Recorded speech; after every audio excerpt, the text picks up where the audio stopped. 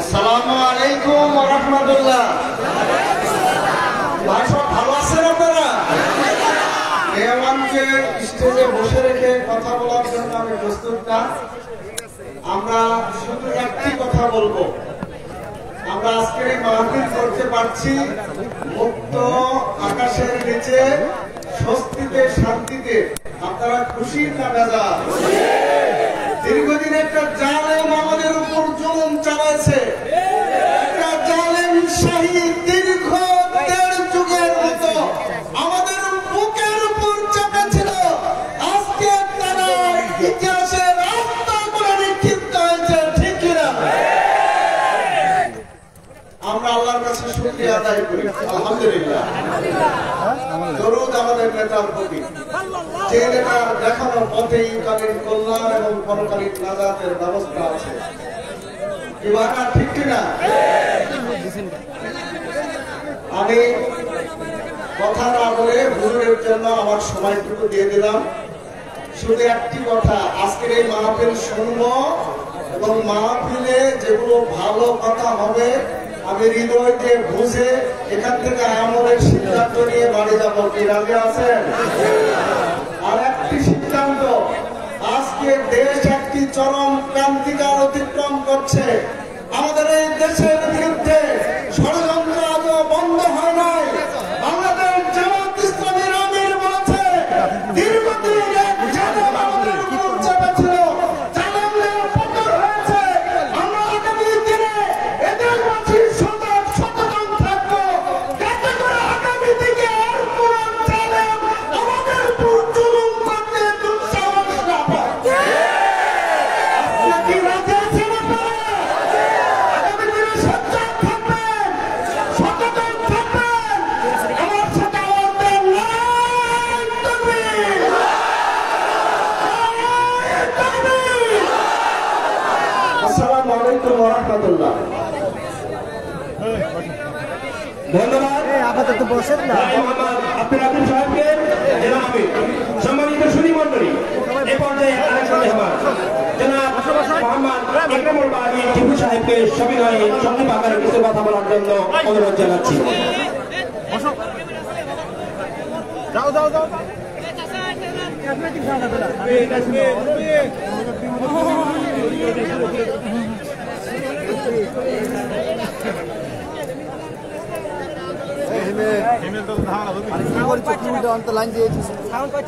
আউযু বিল্লাহি মিনাশ শাইতানির রাজিম। বিসমিল্লাহির রহমানির রহিম। বারিলা দক্ষিণ পাড়ার জামে মসজিদের উন্নয়ন কল্পে এই এলাকার যুব সম্প্রদায় কর্তৃক আয়োজিত আজকের এই তাফসীরুল কোরআন মাহফিলের সম্মানিত শ্রদ্ধাভাজন সভাপতি, মাননীয় প্রধান অতিথি, বিশেষ অতিথিবৃন্দ, আমন্ত্রিত অতিথিবৃন্দ, আজকের এই মাহফিলে মহাগ্রন্থ আল কোরআন থেকে তাফসীর পেশ করবার জন্য প্রধান মেহমান হিসেবে আমাদের মাঝে উপস্থিত রয়েছেন আমাদের সকলের অত্যন্ত প্রিয়, সকলের ভালোবাসার পাত্র, আমাদের সর্বজন শ্রদ্ধেয় ব্যক্তিত্ব মাওলানা আমির হামজা সাহেব সহ সম্মানিত উলামায়ে কেরামগণ, এখানে সমবেত সর্বস্তরের দিনদার ইমানদার মুসল্লিবৃন্দ, দূরে বসে যে সমস্ত মা বোনেরা শুনছেন, আপনাদের সকলকে অন্তরের অন্তঃস্থল থেকে শুভেচ্ছা সহ সালাম জানাই। আসসালামু আলাইকুম ওয়া রাহমাতুল্লাহি ওয়া বারাকাতুহু। প্রিয় ভাইরা, আজকে একটা বিশেষ অবস্থার মধ্য দিয়ে এই তাফসীরুল কোরআন মাহফিল অনুষ্ঠিত হচ্ছে। আপনারা আমরা সবাই জানি, একটা মুক্ত আবহাওয়ায়, মুক্ত পরিবেশে এরকম তাফসীর মাহফিল করবার জন্য আমাদের এই দেশের তরুণ ও যুব সমাজকে প্রাণ দিতে হয়েছে অল্প কয়েকদিন আগে। শাহাদত বরণ করতে হয়েছে বহু ছাত্র জনতাকে। আজকে তাদের রক্তের বিনিময়ে, তাদের আত্মত্যাগের মধ্য দিয়ে আমরা এই বাংলাদেশে একটা মুক্ত চর্চার সুযোগ পেয়েছি, স্বাধীন চিন্তা, স্বাধীন মত প্রকাশের সুযোগ পেয়েছি। বিশেষ করে ইসলামী আলোচনা মুক্তভাবে স্বাধীনভাবে করবার জন্য আমরা সুযোগ লাভ করেছি। এই জন্য সকলে বলি আলহামদুলিল্লাহ। একই সঙ্গে এই পরিবেশ করে দেওয়ার জন্য যারা আত্মাহুতি দিয়েছে, শাহাদত বরণ করেছে, তাদের সকলের জন্য আমরা দোয়া করব। আল্লাহ পাক যেন তাদেরকে শাহাদতের মর্যাদা দান করেন, তাদেরকে বিনা হিসেবে জান্নাতুল ফিরদাউস নসিব করেন। প্রিয় ভাইরা, তারা তো রক্ত দিয়ে আমাদের এই নতুন স্বাধীনতা এনে দিয়েছে, কিন্তু আপনাদের মনে রাখতে হবে যে আজ থেকে 54 বছর আগেও একবার আমরা স্বাধীনতা লাভ করেছিলাম। তখনও 30 লক্ষ মানুষ প্রাণ দিয়েছিল, 2 লক্ষ মা বোন ইজ্জত দিয়েছিল, কিন্তু এই 50 বছরের মধ্যেই আমরা সেই স্বাধীনতা হারিয়ে ফেলেছিলাম। আমরা স্বৈরাচারকে দেখলাম জগদ্দল পাথরের উপরে দেশের মানুষের বুকের উপরে দাঁড়িয়ে থাকতে। অত্যাচার, নির্যাতন, নিপীড়ন, জুলুম, দুঃশাসন তাদের হাত থেকে রেহাই পেয়েছেন এরকম মানুষের সংখ্যা অতি নগণ্য, হাতে গোনা তাদের দলভুক্ত যে কিছু লোক তারা ছাড়া। সুতরাং আজকে আমাদেরকে নতুন করে শপথ নিতে হবে, এই যে নতুন স্বাধীনতা আমরা লাভ করলাম, এই স্বাধীনতা রক্ষা করবার জন্য আমাদেরকে ঐক্যবদ্ধ থাকতে হবে। বাংলাদেশী জাতীয়তাবাদ, ইসলামী মূল্যবোধ এর প্রতি অকুণ্ঠ আস্থা রেখে আমাদেরকে আগামী দিনে যে কোনো রকমের স্বৈরাচারের বিরুদ্ধে ঐক্যবদ্ধ থাকতে হবে। তাহলে আবারও ওই রকমের স্বৈরাচারের জন্ম নেবে, নিত্য নতুন স্বৈরাচারের জন্ম হবে, যদি আমরা আমাদের দায়িত্ব কর্তব্য ভুলে যাই। ভাইরা না, যাই হোক, আমি আর কথা বাড়াচ্ছি না। এখান থেকে কোরআনের আলোচনা শুনবার জন্য মূলত আমরা এসেছি। আমরা সেই দিকে কথা বললাম না, কিন্তু একটা কথা মনে রাখতে হবে যে দেশ প্রেমও কিন্তু ঈমানের অঙ্গ। সুতরাং আমরা সবাই দেশপ্রেমিক হবো, দেশকে ভালোবাসবো। দেশ থেকে যাতে ইসলামী বিরোধী যে শক্তি, সেই অপশক্তিকে আমরা দূর করেছি, আর কোন দিন যেন তারা আর আসতে না পারে, সেই জন্য আমরা সকলে মিলে ঐক্যবদ্ধ থাকবো। এই উদাত্ত আহ্বান রেখে সকলের মঙ্গল কল্যাণ কামনা করে এই তাফসীর মাহফিলের সুফল আদর্শ যেন আমাদের সকলের জীবনে বর্ষিত হয়, এই শুভ কামনা করে আমি সংক্ষেপে আলোচনা এখানে শেষ করলাম। আল্লাহ হাফেজ। আসসালামু আলাইকুম ওয়া রাহমাতুল্লাহি ওয়া বারাকাতুহু। ধন্যবাদ সম্মানিত মেহমান ইকরামুল্লাহ আলী টিপুকে। এই পর্যায়ে আমাদের এই মঞ্চে উপস্থিত হয়ে যিনি সভাবর্ধন করেছেন এই তাফসীরুল কোরআন মাহফিলের সম্মানিত প্রধান অতিথি, অত্র ইউনিয়নের সম্মানিত চেয়ারম্যান এবং চকমের উচ্চ বিদ্যালয়ের সহকারী শিক্ষক জনাব মোহাম্মদ জাহিদুর রহমান মাস্টার সাহেবকে সংক্ষিপ্ত আকারে কিছু কথা বলার জন্য সবিনয় অনুরোধ জানাচ্ছি।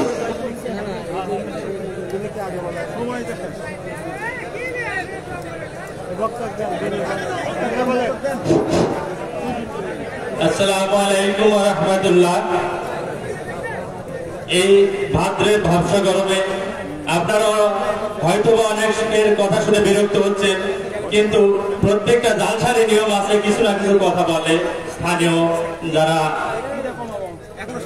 রাজনৈতিক ব্যক্তিত্ব এবং গণ্যমান্য ব্যক্তিত্ব এবং যারা এই মঞ্চে বিভিন্নভাবে বিভিন্ন দায়িত্ব পালন করে থাকেন, তারাও কথা বলতে বলে থাকেন।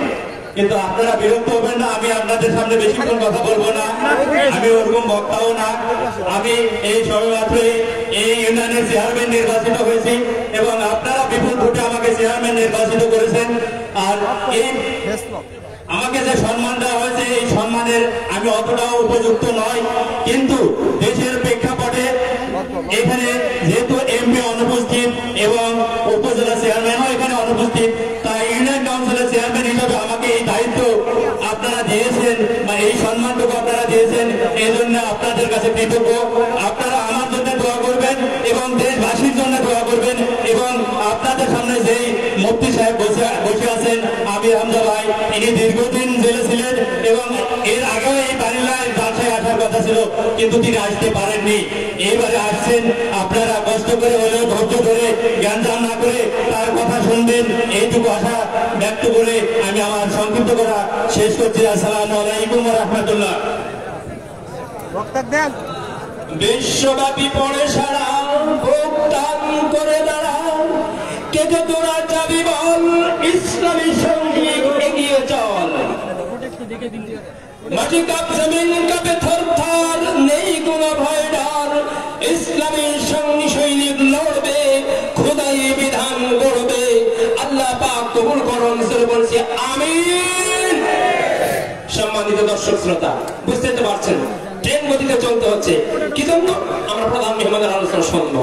এবার যাই আপনাদের মাঝে বক্তব্য নিয়ে আসছেন আমাদের আকাঙ্ক্ষিত চারবারের বাড়িলাতে এগিয়ে এসেছেন এমন মেহমান, সুপরিচিত আমাদের আমাদের আমাদের আমাদের অত্র মজলিসের সম্মানিত প্রধান মেহমান, প্রধান মুফাসসির, আল্লামা আন্তর্জাতিক খ্যাতিসম্পন্ন মুফাসসিরুল কোরআন মুফতি মাওলানা মোহাম্মদ আমির হামজা কুষ্টিয়া। মুফতি মাওলানা মোহাম্মদ আমির হামজা কুষ্টিয়া।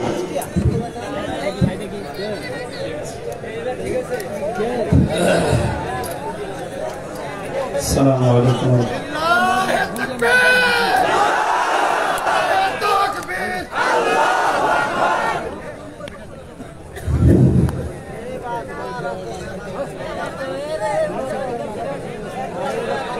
إن الحمد لله والصلاة والسلام على رسول الله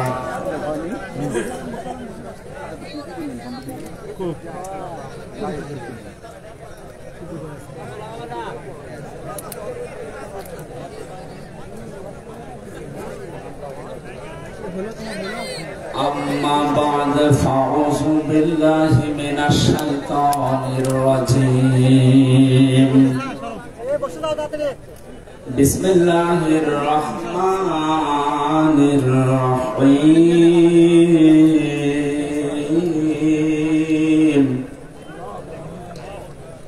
وكذلك أوحينا إليك قرآنا عربيا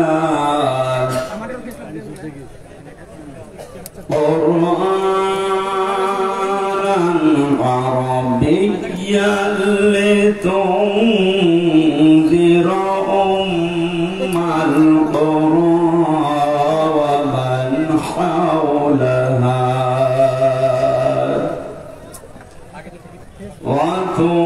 وتنذر يوم الجمع لا ريب فيه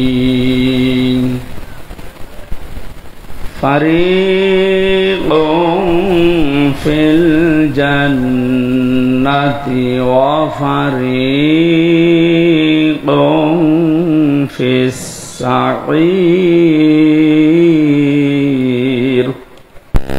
صدقت يا ربنا اللهم صل على محمد وعلى آل محمد كما صليت على إبراهيم وعلى آل إبراهيم إنك حميد مجيد اللهم بارك على محمد وعلى آل محمد كما باركت على إبراهيم وعلى آل إبراهيم إنك حميد مجيد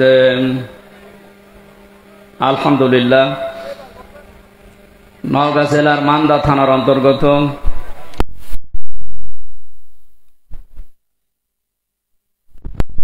যুব সমাজের উদ্যোগে ঐতিহাসিক তাফসীরুল কোরআন মাহফিলের স্বনামধন্য সভাপতি বিশিষ্ট আলেমে দ্বীন জনাব মাওলানা আব্দুল কাইয়ুম, ভারপ্রাপ্ত প্রিন্সিপাল বড় বেলালদহ ফাজিল মাদ্রাসা, সহসভাপতির অনেকগুলো নাম দেখতে পাচ্ছি। ওয়ারাফা'না লাকা যিকরাক, আল্লাহ সবার মর্যাদা তার ইলম এবং আমল অনুযায়ী আল্লাহ যেন বাড়িয়ে দেন।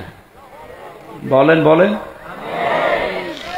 এতক্ষণ যারা আলোচনা রাখলেন, বিশেষ করে মাওলানা নুরুল আমিন, মাওলানা শহীদুল ইসলাম, এ মাহফিলের প্রধান অতিথি শাইখুল মাশায়েখ, 10 নম্বর নুরুল্লাবাদ ইউনিয়নের সম্মানিত চেয়ারম্যান জনাব মোহাম্মদ জাইদুর রহমান, বিশেষ অতিথি জনাব মোহাম্মদ মোজাম্মেল হক কাজী, অফিসার ইনচার্জ মান্দা থানা নওগাঁ, জনাব নূর মোহাম্মদ মন্ডল, সাবেক চেয়ারম্যান, জনাব SM রফিকুল ইসলাম, সাবেক চেয়ারম্যান,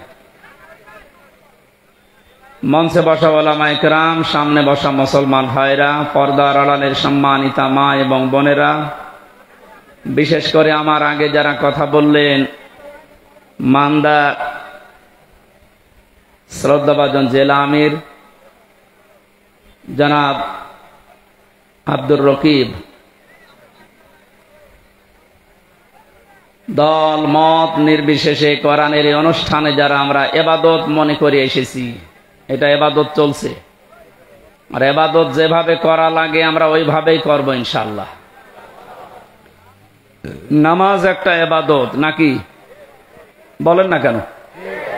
নামাজে দাঁড়িয়ে এদিক ওদিকে তাকানো যায়, একটু কথা বলা যায়, হ্যাঁ? নামাজের ভেতরে যদি কেউ হাসি দেয় ওরা নামাজ থাকে? হাসি দিলেও নামাজ থাকে না। এটাও যেহেতু একটা ইবাদত, সুতরাং এদিক ওদিকে তাকানো, গল্প করা, হাসি তামাশা করা সব 1-1.5 ঘন্টার জন্য বন্ধ রাখা যাবে না। এটা যেমন তেমন ইবাদত চলছে না। আফদালুল ইবাদা, নবীজি বলেন সর্বোত্তম ইবাদত এটা তিলাওয়াতুল কোরআন। পৃথিবীতে যত নফল ইবাদত আছে সবচাইতে উত্তম আল্লাহর কাছে এইটা, যারা কোরআনের আলোচনায় থাকে। এই ছেলে, কথা বল কেন? এই আব্দুল কাইয়ুম ভাই ওখানে কেন? এই স্টেজে আসেন। তিরমিজি শরীফে হাদিস, নবীজি মসজিদে নববীতে প্রবেশ করে দেখলেন ডান দিকে কিছু মানুষ বসে আছে, ওরা জিকির করছে। বাম দিকে কিছু মানুষ বসে আল্লাহর কোরআন নিয়ে আলোচনা করছে। নবীজি বললেন 2টা দল ভালো কাজে আছে, তবে সবচাইতে উত্তম কাজে আছে তারা যারা আল্লাহর কোরআন নিয়ে ব্যস্ত আছে। আল্লাহ আমাকে এই মুহূর্তেই নির্দেশ দিয়েছেন আমি যেন কোরআনের শ্রোতা হয়ে এদের সাথে বসে আলোচনায় লিপ্ত হই। আপনি টের পেয়ে পাইলেন কি বললাম আমি? বিশ্বনবী যদি এখন জীবিত থাকতেন আর ইমানদার উপর দিয়ে যদি হেঁটে যেতেন, কোরআনের ইজ্জতে, হামজার ইজ্জতে না, কোরআনের ইজ্জতে নবীজি এখন এসে শ্রোতা হয়ে আমাদের সাথে আলোচনায় বসে যেতেন। এত বড় একটা দামি জায়গায় আপনি বসে গল্প করছেন, আপনি মানুষ? চুপ করেন। কোরআনের এই অনুষ্ঠানে আমরা আসতে পেরে এটা নিয়ামত মনে করে আমরা শুকরিয়া আদায় করছি, আলহামদুলিল্লাহ। দরুদ আর সালাম পড়ছি আমাদের নবী মুহাম্মদুর রাসূলুল্লাহ সাল্লাল্লাহু আলাইহি ওয়াসাল্লামের প্রতি। যে সমস্ত বিষয়গুলো মানুষ পেলে নারাজ হয় কিন্তু আল্লাহ খুশি হয়, তার ভেতরে অন্যতম হচ্ছে কন্যা সন্তান, বৃষ্টি, মেহমান, অসুখ বিসুখ। এগুলো পেলে মানুষ নারাজ হয় স্বাভাবিকভাবে, কিন্তু আল্লাহ সবচাইতে বেশি খুশি এই 4টা জিনিসের প্রতি। কন্যা সন্তান দিয়ে মানুষকে আল্লাহ নবীজির সাথে জান্নাতে রাখতে চায়। বিশ্ব নবী জানিয়েছেন যার 1টা 2টা 3টা কন্যা সন্তান হবে, ও যদি সঠিকভাবে এলেম শিক্ষা দিয়ে তার বিয়াত দিয়ে সৎ পাত্র দেখে পাত্রস্থ করতে পারে, এ পর্যন্ত দায়িত্ব শেষ। তাহলে কিয়ামত পর্যন্ত ওই মা বাবা গার্জিয়ানের সাথে আল্লাহর রহমত থাকবে। আপনি টের পেলেন নবীজির কথা কত দূর গিয়েছে? শুধু দুনিয়ায় না, কিয়ামত পর্যন্ত থাকবে। সুতরাং আজ বাংলাদেশে ইসলামপন্থীদের উত্থান দেখার পর অনেকেই, বিশেষ করে জালেমরা তো বলতোই, এখন অনেক মুনাফিক এ কথা বলা আরম্ভ করছে। মেয়েদেরকে জুজুর ভয়টা দেখাচ্ছে যে ইসলাম যদি এসে পড়ে তোমাদের কিন্তু ঘরে আটকিয়ে রাখবে। এ কথা অনেকে শুনছি না আমরা। খুশির সংবাদ দিচ্ছি, বাংলাদেশ জামাত ইসলামীর শ্রদ্ধাভাজন আমির জামাত অনেক ঘোষণা দিয়েছেন, ইসলাম যদি দেশে আসে, আল্লাহ যদি খেদমতের সুযোগ করে দেয়, আমরা গ্যারান্টি দিতে পারি আজ যারা এই জুজুর ভয় দেখিয়ে মেয়েদেরকে উল্টা পাল্টা বোঝান, এই মেয়েরা তখন সবচাইতে বেশি খুশি হবে এবং কিয়ামত পর্যন্ত যত মহিলা এই বাংলাদেশে আসবে তারা মনে করবে আমরা মায়ের কোলের উপরে আছি। সেরকম গ্যারান্টি ইসলাম দিতে পারে না পারে না? এই ছিল ইসলাম, এখনো ইসলামী আছে, কিয়ামত পর্যন্ত ও ইসলামী থাকবে। যেন আমরা যেন আবার ইসলামের ভেতরে ওলট পালট কিছু না ঢোকাই। কারণ বাংলাদেশ, ভারত, পাকিস্তান এই সমস্ত দেশে আসল ইসলামের চাইতে বানানো ইসলাম বেশি চলে। কথা বলেন না কেন? ওই সমস্ত ইসলাম বাদ দিয়ে আমরা যেটা আসল ইসলাম, ইন্নাদ-দীনা ইনদাল্লাহিল ইসলাম, আল্লাহর কাছে যেটা মনোনীত ওইটা আমরা কায়েম করে প্রতিষ্ঠার মাধ্যমে যে বিজয় পেয়েছি এটা সর্বোচ্চ চূড়ায় পৌঁছিয়ে দিতে চাই। আল্লাহর সাহায্য এসেছে, কিন্তু এখনো পর্যন্ত কাঙ্ক্ষিত বিজয় আমরা পাইনি। কথা বুঝতেছে? কাঙ্ক্ষিত বিজয় তখন হবে যখন আল্লাহর বিধান দিয়ে এই জমিনটা চলবে। এখনো পর্যন্ত একটা বিধান কায়েম হয়নি, আস্তে আস্তে হবে। আশা করছি ইসলামের হাতে আসবে দেশ। যে জালেমগুলো বিদায় নেওয়ার কারণে যে আফসোস করেন, তার তো আফসোস করার কথা না। কোরআনে কারীম জানিয়েছে, ওয়ালা ইয়াহসাবান্নাল্লাযীনা কাফারু আন্নামা নুমলি লাহুম লিয়াখায়রুল লিআনফুসিহিম। হে নবী, কোরআনে কারীম থেকে আপনি ওই কাফেরদেরকে আপনি জানান।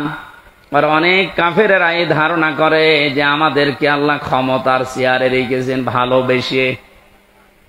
না, আমি তাদেরকে এই চেয়ারে বসার পর এই যে জুলুম করার জন্য যে ছাড় দিয়ে দিয়েছি, ওরা ছাড় পেয়ে জুলুম করতে আছে।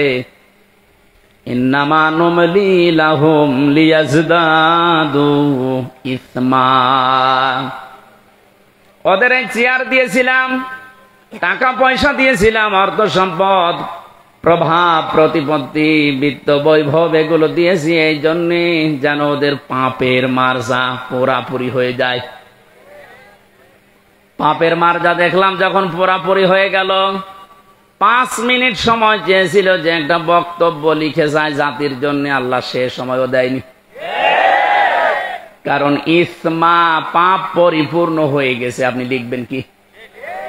ওয়ালাহুম আযাবুম মুহিন, তাদের জন্য অপমানজনক শাস্তি আমি আল্লাহ রেডি করে রেখেছি। সুতরাং ক্ষমতা পেয়ে যারা, চেয়ার পেয়ে, টাকা পয়সা পেয়ে যারা মনে করেছেন আল্লাহ আমাদেরকে ভালোবেসে দিয়েছে, ভালোবেসে দেয়নি। আপনার পাপ যেন পরিপূর্ণ রূপে পূর্ণ হয়ে যায়, এই জন্য আল্লাহ এই সুযোগটা দিয়েছিলেন। আর আপনি সুযোগকে একেবারে 100 ভাগ কাজে লাগিয়েছেন। এমন কোন হীন অপরাধ নেই যা 15 বছরে হয়নি। এই যে আমার আগে যে মেহমান বলছিলেন না, কেউ রেহাই পায়নি, আসলেও তাই। যারা জালেমদের দরে ছিল তারা কি রেহাই পেয়েছে? তাদেরও তো ক্ষতি হয়ে গেল, কারণ জালেমদের দুনিয়াও শেষ, আখিরাতও শেষ। আমাদের নাই দুনিয়া আপনি ধ্বংস করার চেষ্টায় ছিলেন, কিন্তু আপনি নিজেদেরকে কি করলেন বলেন? সারা পৃথিবীর মানুষের কাছে এখন একটাই ঘৃণিত নাম, এই জালেমের। এত নিকৃষ্ট কাজ মানুষ করতে পারে, আয়না ঘরের নাম নিয়ে আমি নিজে না থাকলে বুঝতাম না।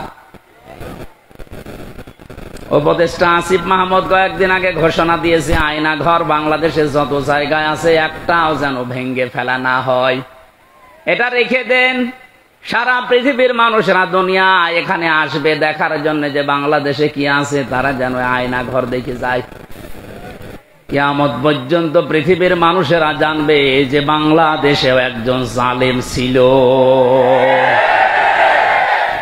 ওরা মনে করেছিল আল্লাহ আমাদের ভালোবেসেই দিয়েছে। সূরা আলে ইমরান 4 নম্বর পারার 12 নম্বর পৃষ্ঠা 7 নম্বর লাইনে আয়াতটি আছে। কাফেররা ধারণা করে যে আল্লাহ আমাদেরকে ভালোবেসে এগুলো সব দিয়ে রেখেছে। আমি যখন প্রথম গ্রেপ্তার হই ওই 11 সালে, ওসি সাহেব আমারে থানায় নিয়ে বলছে, হুজুর ক্ষমতার মালিক কে? আল্লাহ। আল্লাহ ক্ষমতার মালিক। সূরা আলে ইমরানের 26 নম্বর আয়াত পড়ে ব্যাখ্যা করেন। কি ব্যাখ্যা করব? উনি নিজে দেখলাম পড়লো, কুলিল্লাহুম্মা মালিকাল মুলকি তুতিল মুলকা মান তাশা ওয়া তুইজ্জু মান তাশা ওয়া তুযিল্লু মান তাশা। আল্লাহ পাক বলেন, নবী আপনি বলেন ক্ষমতার মালিক আমি আল্লাহ, যাকে ইচ্ছা দেই, যাকে ইচ্ছা ওখান থেকে নামিয়ে দেই। তো এখন যিনি আছেন তাকে তো আল্লাহ ভালোবেসেই দিয়েছে, আপনারা লাফালাফি করেন কেন? কথা তো ঠিকই, আল্লাহ তো দিয়েছে তারে, কারণ উনি যারে ইচ্ছা তারে দেয়, যারে ইচ্ছা নামিয়ে দেয়। এই ছেলে কথা বলো কি কি কারণে? আর এখানে দাঁড়িয়ে কি দেখেন কি আপনি? আর এখানে বসেন না, বাড়ি চলে যান। যান, পেছনে চেল্লাচ্ছে মুরব্বী, দেখছেন না? এই সবাই আবার কয়বার বলা লাগবে আপনার? আবার ওইদিকে যাচ্ছেন। এই ছেলে, এই কোন দিকে তাকাও তুমি নিজে? সরো সরো, এখানে সরো, সরো সরো সরো, তাড়াতাড়ি সরো। মাইকওয়ালা থাকলে যেন বসে থাকে।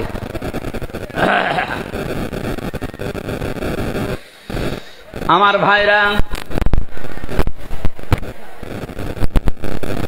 এই জন্য কোরআনে কারিম যারা আমরা শুনতে আজ এসেছি ইবাদত মনে করি, যেভাবে ইবাদত করা লাগে আমি আবার বলছি, আল্লাহ যেন ওইভাবে আজকের 1-1.5 ঘন্টা ইবাদত হিসাবে তিনি লিখে দেন। বলেন আমিন। আজকের তেলাওয়াত কিন্তু আয়াত সূরা সূরা। সূরা শব্দের শাব্দিক অর্থ হচ্ছে সংসদ। সূরা মানে কি? এটা তো আমি বানালাম নাকি? এই শব্দ শুনলে অনেকের আবার অ্যালার্জি হয়তো, যাদের অ্যালার্জি হয়তো তার এখন নেই। কথা বলেন না কেন? আমার তো মনে হয় কোরআনে কারিমের কথাগুলো বাংলার বিভিন্ন প্রান্তে বলতে গিয়ে যারা আলেমদের এই মাইক কেড়ে নিয়েছে ওদের নামের তালিকা করে এখন মোড়ে মোড়ে টাঙিয়ে দেওয়া দরকার। জালেমগুলো যেন কিয়ামতের আগে আর নিজের পরিচয় দিয়ে এলাকায় ঢুকতে না পারে। এখনো যদি কেউ বুঝে না বোঝার ভান করে কোন মুনাফিক আবার যদি এই কাজ শুরু করেন, আপনাকে আল্লাহ অপমান আরো বেশি করবে। কারণ আমির হামজা কথা বলছে ওর বাবার কথা সব নাকি বলেন।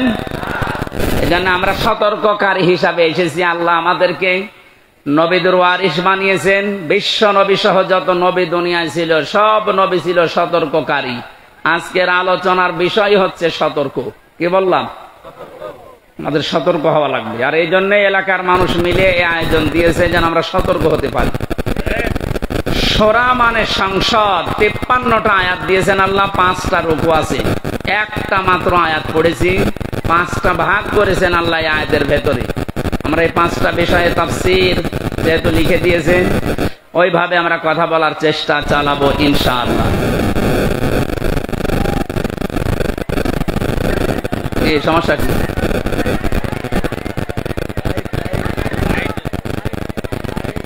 লাইট এটা বন্ধ করে দেবে? কি বলে আওয়াজ বোঝা যায় না তো।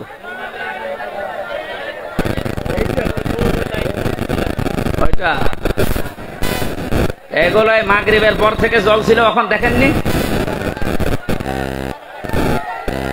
কার মোবাইলের লাইট? হ্যাঁ, মোবাইলের লাইট কার? এখানে লাইট কার? কি একজন বলেন, একজন বলেন কি সমস্যা কি?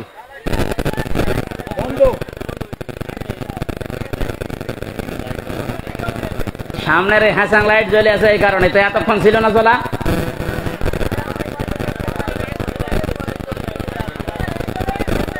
হ্যাঁ, পেছনে মোবাইলের লাইট জ্বলছে কার?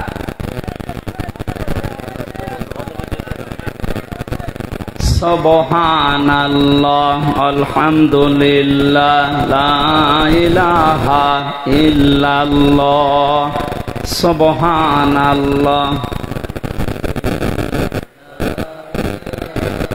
ফ্যান ঘুরছে, হ্যাঁ, এটা রওশনের সাথে চাইতেও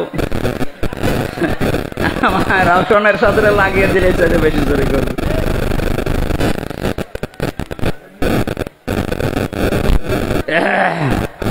সুবহানাল্লাহ, আলহামদুলিল্লাহ, লা ইলাহা ইল্লাল্লাহ, সুবহানাল্লাহ, আলহামদুলিল্লাহ, লা ইলাহা ইল্লাল্লাহ, লা ইলাহা ইল্লাল্লাহ, মুহাম্মাদুর রাসূলুল্লাহ। নওগাঁবাসী অ্যাক্টিভ হয়ে শুনবেন। কোরআনে কারীম আল্লাহ এমন ভাবে সাজিয়েছেন, এটা হেদায়েত দেওয়ার একচ্ছত্র মালিক আল্লাহর হাতেও দিয়ে দিয়েছেন। এই জন্য যত বেশি আপনি মন লাগাবেন, কান লাগাবেন, আল্লাহ তত তাড়াতাড়ি আপনাকে পথ দেখিয়ে দেবে। বিশ্বাস করতে পারেন 100 ভাগ কোরআনের কোন সতর্কবাণী শোনার পরে যদি কারো মনের পরিবর্তন না হয়, সে যেন বিশ্বাস করে নেয় যে তার কপালে আর হেদায়েত নেই। কথা বুঝতেছেন? আল্লাহ পাক বলেন ওয়াকাযালিকা আওহাইনা ইলাইকা কুরআনান আরাবিয়্যান লিতুনযিরা উম্মাল কুরা ওয়া মান হাওলাহা। এসে চুয়াডাঙ্গার এমপি ছিল মাওলানা হাবিবুর রহমান, মাঝে মাঝে বলতো করে করবো কি, এত ওয়াজ করে এক বেদের মেয়ে জোসনা এসে আমার বান্দাল সব ভাঙে ফেলে। আমি একটু ৮-৭ করে গুছিয়ে নেব, ও এক কথা বল আমার লাইন কেটে দিচ্ছে। এটা চোখ থাকা যাচ্ছে না ঘন্টাখানি।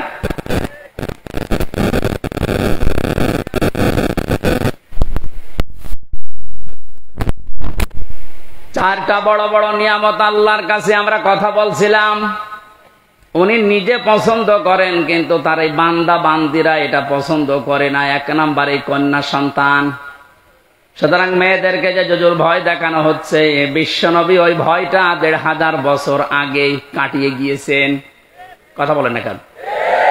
আপনারা সব করতে পারবেন, শুধু পর্দা এইটা মেনটেন করে আপনি সব করতে পারবেন, কোনো নিষেধ নেই আপনার। সুতরাং ডান বলেন বাম বলেন, নাস্তিক বলেন আর যাই বলেন, যারা উল্টা পাল্টা ভয় দেখাচ্ছে এগুলো তাদের নিজেদের স্বার্থে। আল্লাহ আমাদেরকে বোঝার তৌফিক দিন, বলেন আমিন। 2 নম্বরে মেহমান। মেহমান যে ধরনের হোক, নবীজি বলেন কেউ যদি আল্লাহ এবং কিয়ামতে জবাব দিতে হবে এই বিশ্বাস করে, সে যেন অবশ্যই মেহমানের সম্মান করে। কারণ মেহমান যখন আপনার বাড়িতে আসবে, সে তার নিজের খাবার নিয়ে আসবে, আপনি শুধু আপ্যায়ন করার কারণে পুরাটা সাদগা দেওয়ার সওয়াব পাবেন।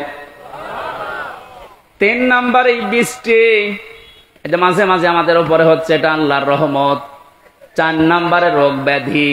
4 নম্বর কি? রোগ ব্যাধি আল্লাহ এই কারণে দেন, বান্দার চলতে ফিরতে উঠতে বসতে যে সমস্ত অপরাধগুলো হয়, আল্লাহর কাছে যাওয়ার আগ পর্যন্ত যেন আপনি একেবারেই পুত পবিত্র হয়ে যেতে পারেন। এই জন্য রোগ শোক দিয়ে আল্লাহ মাঝে মাঝে আপনাকে পুত পবিত্র করে নিয়ে যেতে চান। এই জন্য রোগ শোক হলে আপনি ভেঙে পড়বেন না, আল্লাহর ওপরে রাগ বাড়াবেন না, এটা আপনার গুনাহ মাপের কারণ। নবীজি বলেন যদি পায়ে কাঁটাও ফোটে, জ্বর হয়, তাও মনে করবো আমার একটা গুনাহ মাফ হয়ে গেল। বলেন সুবহানাল্লাহ। ওয়ামা সাবাকুম মিন মুসিবাতিন ফাবিমা কাসাবাত আইদিয়াহুম ওয়া ইয়াফু আন কাসীর। সূরা সূরার ভেতরে আছে, আল্লাহ জানিয়েছেন যে সমস্ত বিপদ আপদ গুলো তোমাদের উপর আমি মাঝে মাঝে পাঠাই, একটাও ইচ্ছা করে পাঠাতে চাই না। তোমরা যে অপরাধ গুলো করো, এই অপরাধের শাস্তির কারণে কিছু কিছু মাঝে পাঠায়। সব অপরাধের শাস্তি যদি দুনিয়ায় দিয়ে দিতাম, শ্বাস করার সময় পেতে না। এই জন্য রোগ শোক হলে ভেঙে পড়বেন না। কিছু মানুষের অভিযোগ হয়ে যায় আল্লাহর উপরে, আল্লাহ তুমি আমার এই শুধু দেখো, পাশের বাড়িতে কেউ দেখে না। আরে ভাই, আপনার রোগ দিয়েছে যে কোনো একটা অপরাধ মুক্ত করার জন্যে, যে কোনো একটা গুনাহ মাফ করার জন্যে, নয়তো কঠিন ময়দানে গিয়ে আপনি ধরা খান, এটা আল্লাহ চাই না। এই জন্য এই রোগটা দিয়েছে।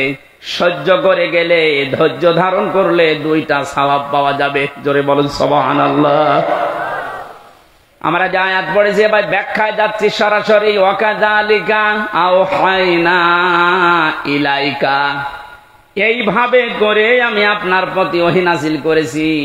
এইভাবে, কোন ভাবে?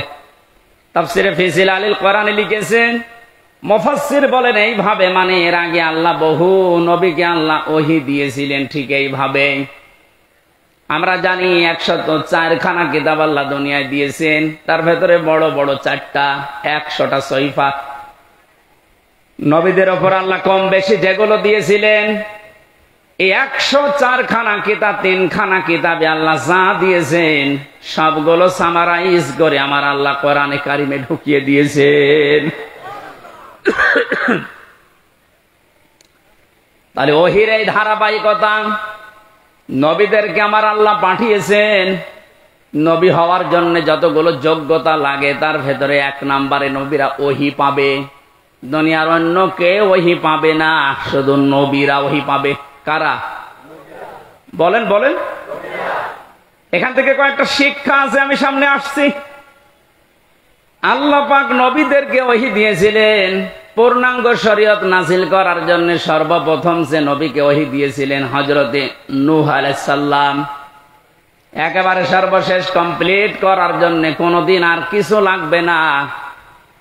যাকে তিনি ওহি দিয়েছেন তার নাম মুহাম্মাদুর রাসূলুল্লাহ। আল্লাহ পাক তাকে ওহি দিয়ে সর্বশেষ জানিয়েও দিয়েছেন আলিয়াউমা আকমালতু লাকুম দীনাকুম। হে নবী, আজকের এই দিনই আমার যে জীবন ব্যবস্থা, দিন ইসলাম, এটা আমি পরিপূর্ণ করে দিলাম আপনাদের জন্য। আমার যত নিয়ামত ছিল সব আপনাদের জন্য আমি পরিপূর্ণ করে দিলাম। এবং শুধু ইসলামকে পরিপূর্ণ করে শেষ করে দিলাম না, ওয়ারাদিতু লাকুমুল ইসলামা দীনা। ইসলাম জীবন ব্যবস্থা, এটা আমি আল্লাহ নিজে আপনাকে দিয়ে রাজি হয়ে গেলাম। জোরে বলেন সুবহানাল্লাহ।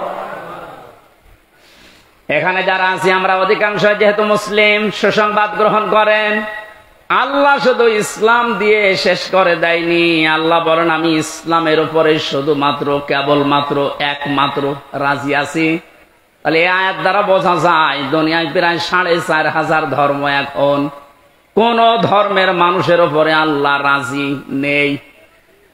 কথা বলেন না কেন? কোন ধর্মের মানুষের উপরে আল্লাহ রাজি নেই। এমনকি তাদের ধর্মীয় অনুষ্ঠানের দ্বারা যদি আল্লাহকে খুশি করতে কেউ চায়, ওমাইয়াবতাগি গায়রাল ইসলামি দীনান ফালাইয়ুকবালা মিন। সূরা আলে ইমরানের 85 নম্বর আয়াতের প্রথম অংশে আছে, ইসলাম বাদ দিয়ে দুনিয়ার যে কোনো নিয়ম দিয়ে যদি কেউ আল্লাহকে রাজি করতে চায়, ওর জীবনের কোনো ইবাদত বন্দেগী আল্লাহর কাছে কবুল হচ্ছে না, হবে না। ইকবাল এটা মোজারে, বর্তমান ভবিষ্যৎ, প্রেজেন্ট ফিউচার। আরবি গ্রামার অনুযায়ী মোজারের আগে লাং শব্দ আসলে অর্থ হয় কোশ্চিন কালেও হবে না। গ্যারান্টি দিচ্ছে কে? আরো জোরে বলেন। যেহেতু সতর্ক আজকের আলোচনা, সতর্ক করছি তামাম দুনিয়ার মানুষদেরকে।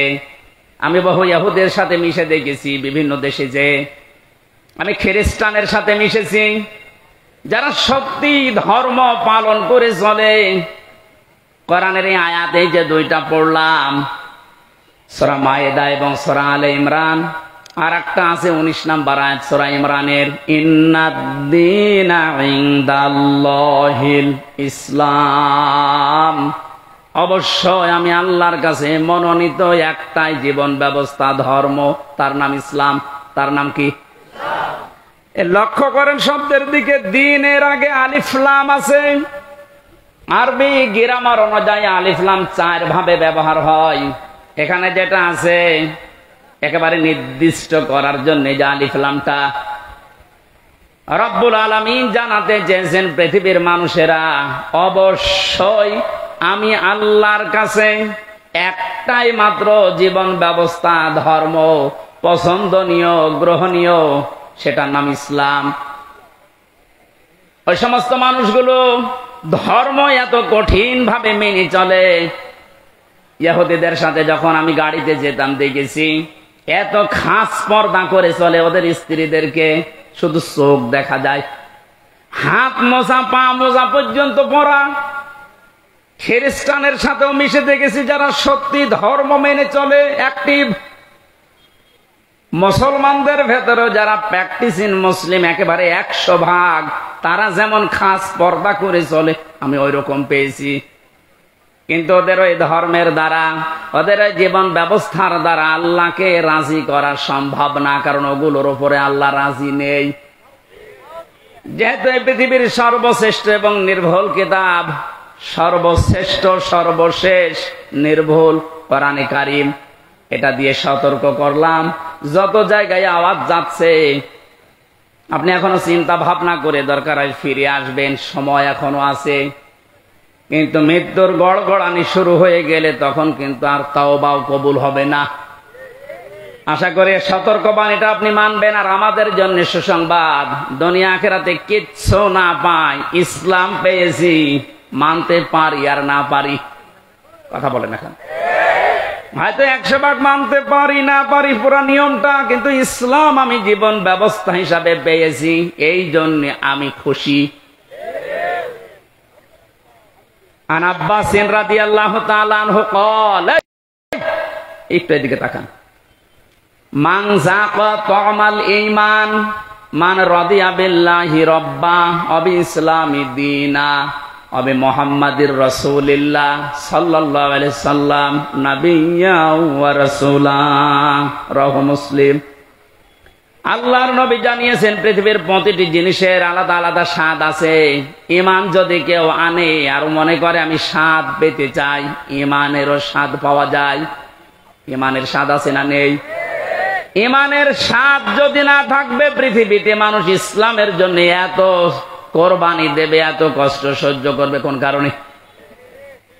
অবশ্যই ঈমানের স্বাদ আছে। ঈমানের স্বাদ পাওয়ার জন্য এখানে 3টা পয়েন্ট আমরা পেয়েছি। যে ব্যক্তি আল্লাহকে রব পাওয়ার পরে খুশি হয়ে গেছে, মুহাম্মদুর রাসূলুল্লাহকে একমাত্র আদর্শ পাওয়ার পরে খুশি। 3 নম্বরে দিন বা জীবন ব্যবস্থা হিসাবে ইসলামকে পেয়ে যারা খুশি, এই মানুষগুলো ঈমানের স্বাদ পেয়েছে। ঈমানের স্বাদ পাবে তা না, মান যাকা, এটা মাঝি অতীতের শব্দ, পাস্ট। আল্লাহ জানাতে চেয়েছেন নবীজির মাথার কাছে ঈমান, এর স্বাদ পাওয়া যাবে না। এর স্বাদ যদি সত্যি সত্যি কেউ পেতে চায়, ইসলাম বাদ দিয়ে পৃথিবীর কোন ধর্ম সঠিক এ কথা বলাও তার জন্য জায়েজ নেই। যদি আজ অনেকে উদারতার পরিচয় দিতে গিয়ে বলছে না পৃথিবীর সব ধর্ম সঠিক, ইসলাম একটু বেশি সঠিক, এ কথা বললে আপনার ঈমান নষ্ট হয়ে যাবে। কারণ দিনের আগে আল্লাহ আলিফ লাম খেলা করার জন্য দেয়নি। আমার কথা বুঝতেছেন? আমি সেই দিন মান্দা কোন জায়গায় এসে বলেছিলাম যে অজু করলে মানুষের অজু ভেঙে যায় 7টা কারণে, নামাজে দাঁড়ালে নামাজও ভেঙে যায় 19টা কারণে, হজ করতে গিয়েছে যারা হজও ভেঙে যায়, রোজা রেখেছে যারা রোজাও ভেঙে যায় 2টা কারণে। এরকম প্রত্যেকটি ইবাদতের নষ্ট হওয়ার পেছনে কিছু না কিছু কারণ আছে। কথা বলে না কেন? সব চাইতে দামি যেটা তার নাম ঈমান। এটা না হলে আপনি জান্নাতের দরজার কাছেও যেতে পারবেন না। এই ঈমানও মানুষের ভেঙে যায়, নষ্ট হয়ে যায়। 10টা কারণ পেয়েছি কোরআন হাদিসে, 10টা কারণে মানুষের ঈমান ভেঙে যায়, নষ্ট হয়ে যায়। তার ভেতরে 9 নাম্বার কারণ এইটা যে মানুষ পৃথিবীর সব ধর্মকে সঠিক মনে করে, তার ঈমান নষ্ট হয়ে যায়। সোশ্যাল সমাজের ভেতরে উদারতার পরিচয় দিতে গিয়ে আজ অনেককে এরকম উল্টা পাল্টা বোঝাচ্ছে খ্রিস্টান আর ইহুদিদেরকে খুশি করার জন্য। আমি কথা বোঝাতে পেরেছি? এই জন্য আমাদের আফসোস, দুঃখ, কোনো কিছুই নেই, কিচ্ছু না পাই। জীবন ব্যবস্থা হিসাবে আমরা পেয়েছি ইসলাম। কি পেয়েছি? আরো জোরে বলেন। নবীজিকে আল্লাহ জানিয়েছেন যে এইভাবে যত নবীকে আমি আল্লাহ ওহী দিয়েছিলাম নবী হওয়ার যোগ্যতা অর্জন করার জন্য, তার ধারাবাহিকতায় আপনাকে আমি দিলাম ওহী। কে দিয়েছি আপনার ওহী? কুরআনান আরাবিয়্যা, আপনাকে আমি দিয়েছি আরবি ভাষায় কোরআন। কোরআন কোন ভাষায়? সবাই বলেন। এখানে আমার একটা সতর্কের বিষয় আছে। আমার আগে যিনি আলোচনা করছিলেন কি জানো নাম? নুরুল আমিন। ওনাকে সহ বহু আলেমের মুখে এখন আমি কোরআনে কারিম এখনো পর্যন্ত অশুদ্ধ শুনতে পাচ্ছি। এটা আফসোসের বিষয়। উনি অবশ্যই টাইটেল পাস বা কামিল পাস করেছেন, তো মাওলানা আগে লেখা আছে কোন কারণে? মাওলানা মানুষের তেলাওয়াতের হাল সিরাত যদি এরকম হয়, বাকি যারা বসে আছেন তারা তো আল্লাহর ওলি না। আমি কোনো অপমান করা, ছোট করার জন্য বলছেন, আমি শুনছিলাম বসে বসে, সেই জন্য তেলাওয়াত হবে না ওইভাবে। সর্বোচ্চ 8-10টা কায়দা লাগে গ্রামারের। তাসবিহের 8-10টা কায়দা একটু ভালোভাবে আয়ত্ত করতে পারলে আপনি কোরআন শুদ্ধ করে পড়তে পারবেন। এটাকে নফল না ফরজ? ফরজ, নামাজের মতো ফরজ। নামাজ যতগুলো কারণে ভেঙে যায় তার প্রথম কারণে কেউ যদি কোরআন অশুদ্ধ পড়ে, উনি যেভাবে পড়েছে তেলাওয়াত করছিল ওটা যদি নামাজে পড়ে ওনার নামাজ হবে না, কারণ অর্থ পাল্টিয়ে গেছে। যেখানে এক আলিফ টান নেই এমন টান দিয়েছে মনে হচ্ছে এখান থেকে গোদাগাড়ি পর্যন্ত।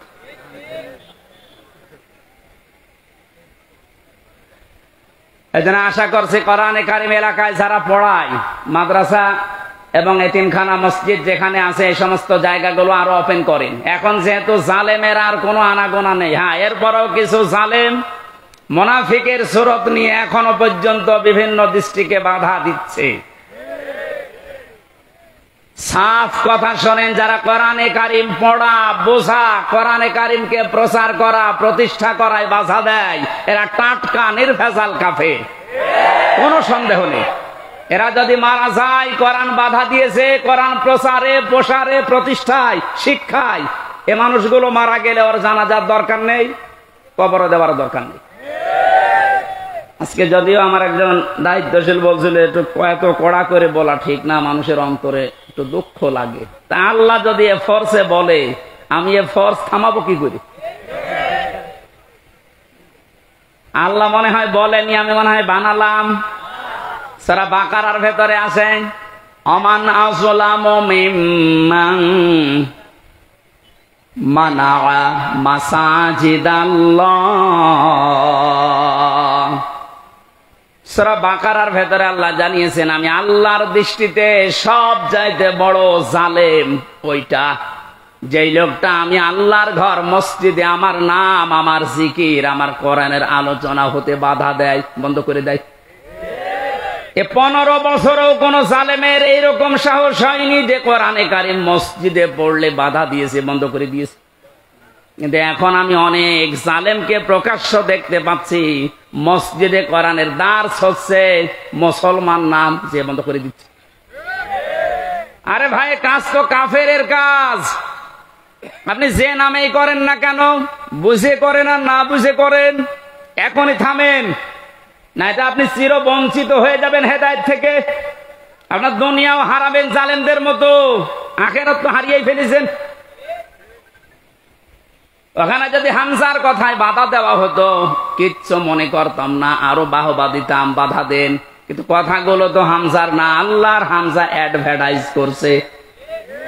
আমি আয়াতটা আপনাদেরকে লাইন পারা পৃষ্ঠা দিয়ে বলছি, আবার মন খারাপ করবে অনেকে যে না এটা মনে হয় বানিয়ে বলছে।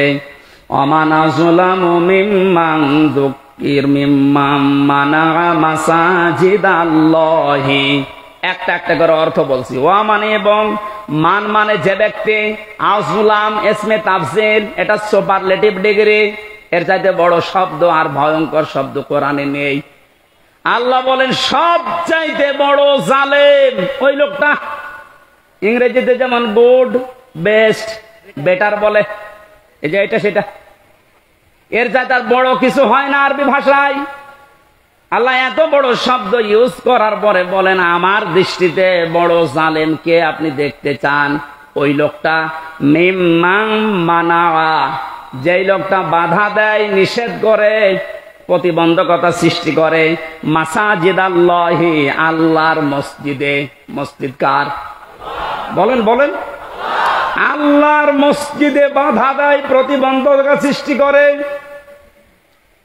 কি করতে? আইয়ুযকার ফি হাসমুহু, সেখানে আল্লাহর নাম উচ্চারণ হবে, আল্লাহর জিকির হবে, আল্লাহর কোরআনের কথা হবে। এগুলো যারা বন্ধ করে দেয়, বাধা দেয়, ওয়াসআ ফি খারাবিহা, এবং এগুলোকে ধ্বংস করার জন্য চেষ্টা চালায়, যেন আল্লাহর কোরআনের কথা এখানে হতে না পারে, কোরআন প্রচার, প্রসার, প্রতিষ্ঠার কথা, এজন্য বাধা দেয়। এগুলো আল্লাহর দৃষ্টিতে সব চাইতে বড় জালেম। বেশি বলে ফেললাম। এটাকে বাংলাদেশে এখন পাওয়া যাচ্ছে না, আপনি সতর্ক হন। কত বড় শব্দ দিয়েছেন দেখেছেন আল্লাহ আপনার নামে। এই 15 বছরেও জালেমরা এই সাহস পায়নি অন্তত মসজিদে আল্লাহর কোরআন বন্ধ করে দেওয়া। কিছু জায়গায় পেয়েছিলাম, এখন এইগুলো যারা করছেন আপনি আশা করছি সতর্ক হবেন ভাই, না তা আপনার কপাল কিন্তু আগুন লেগে যাবে।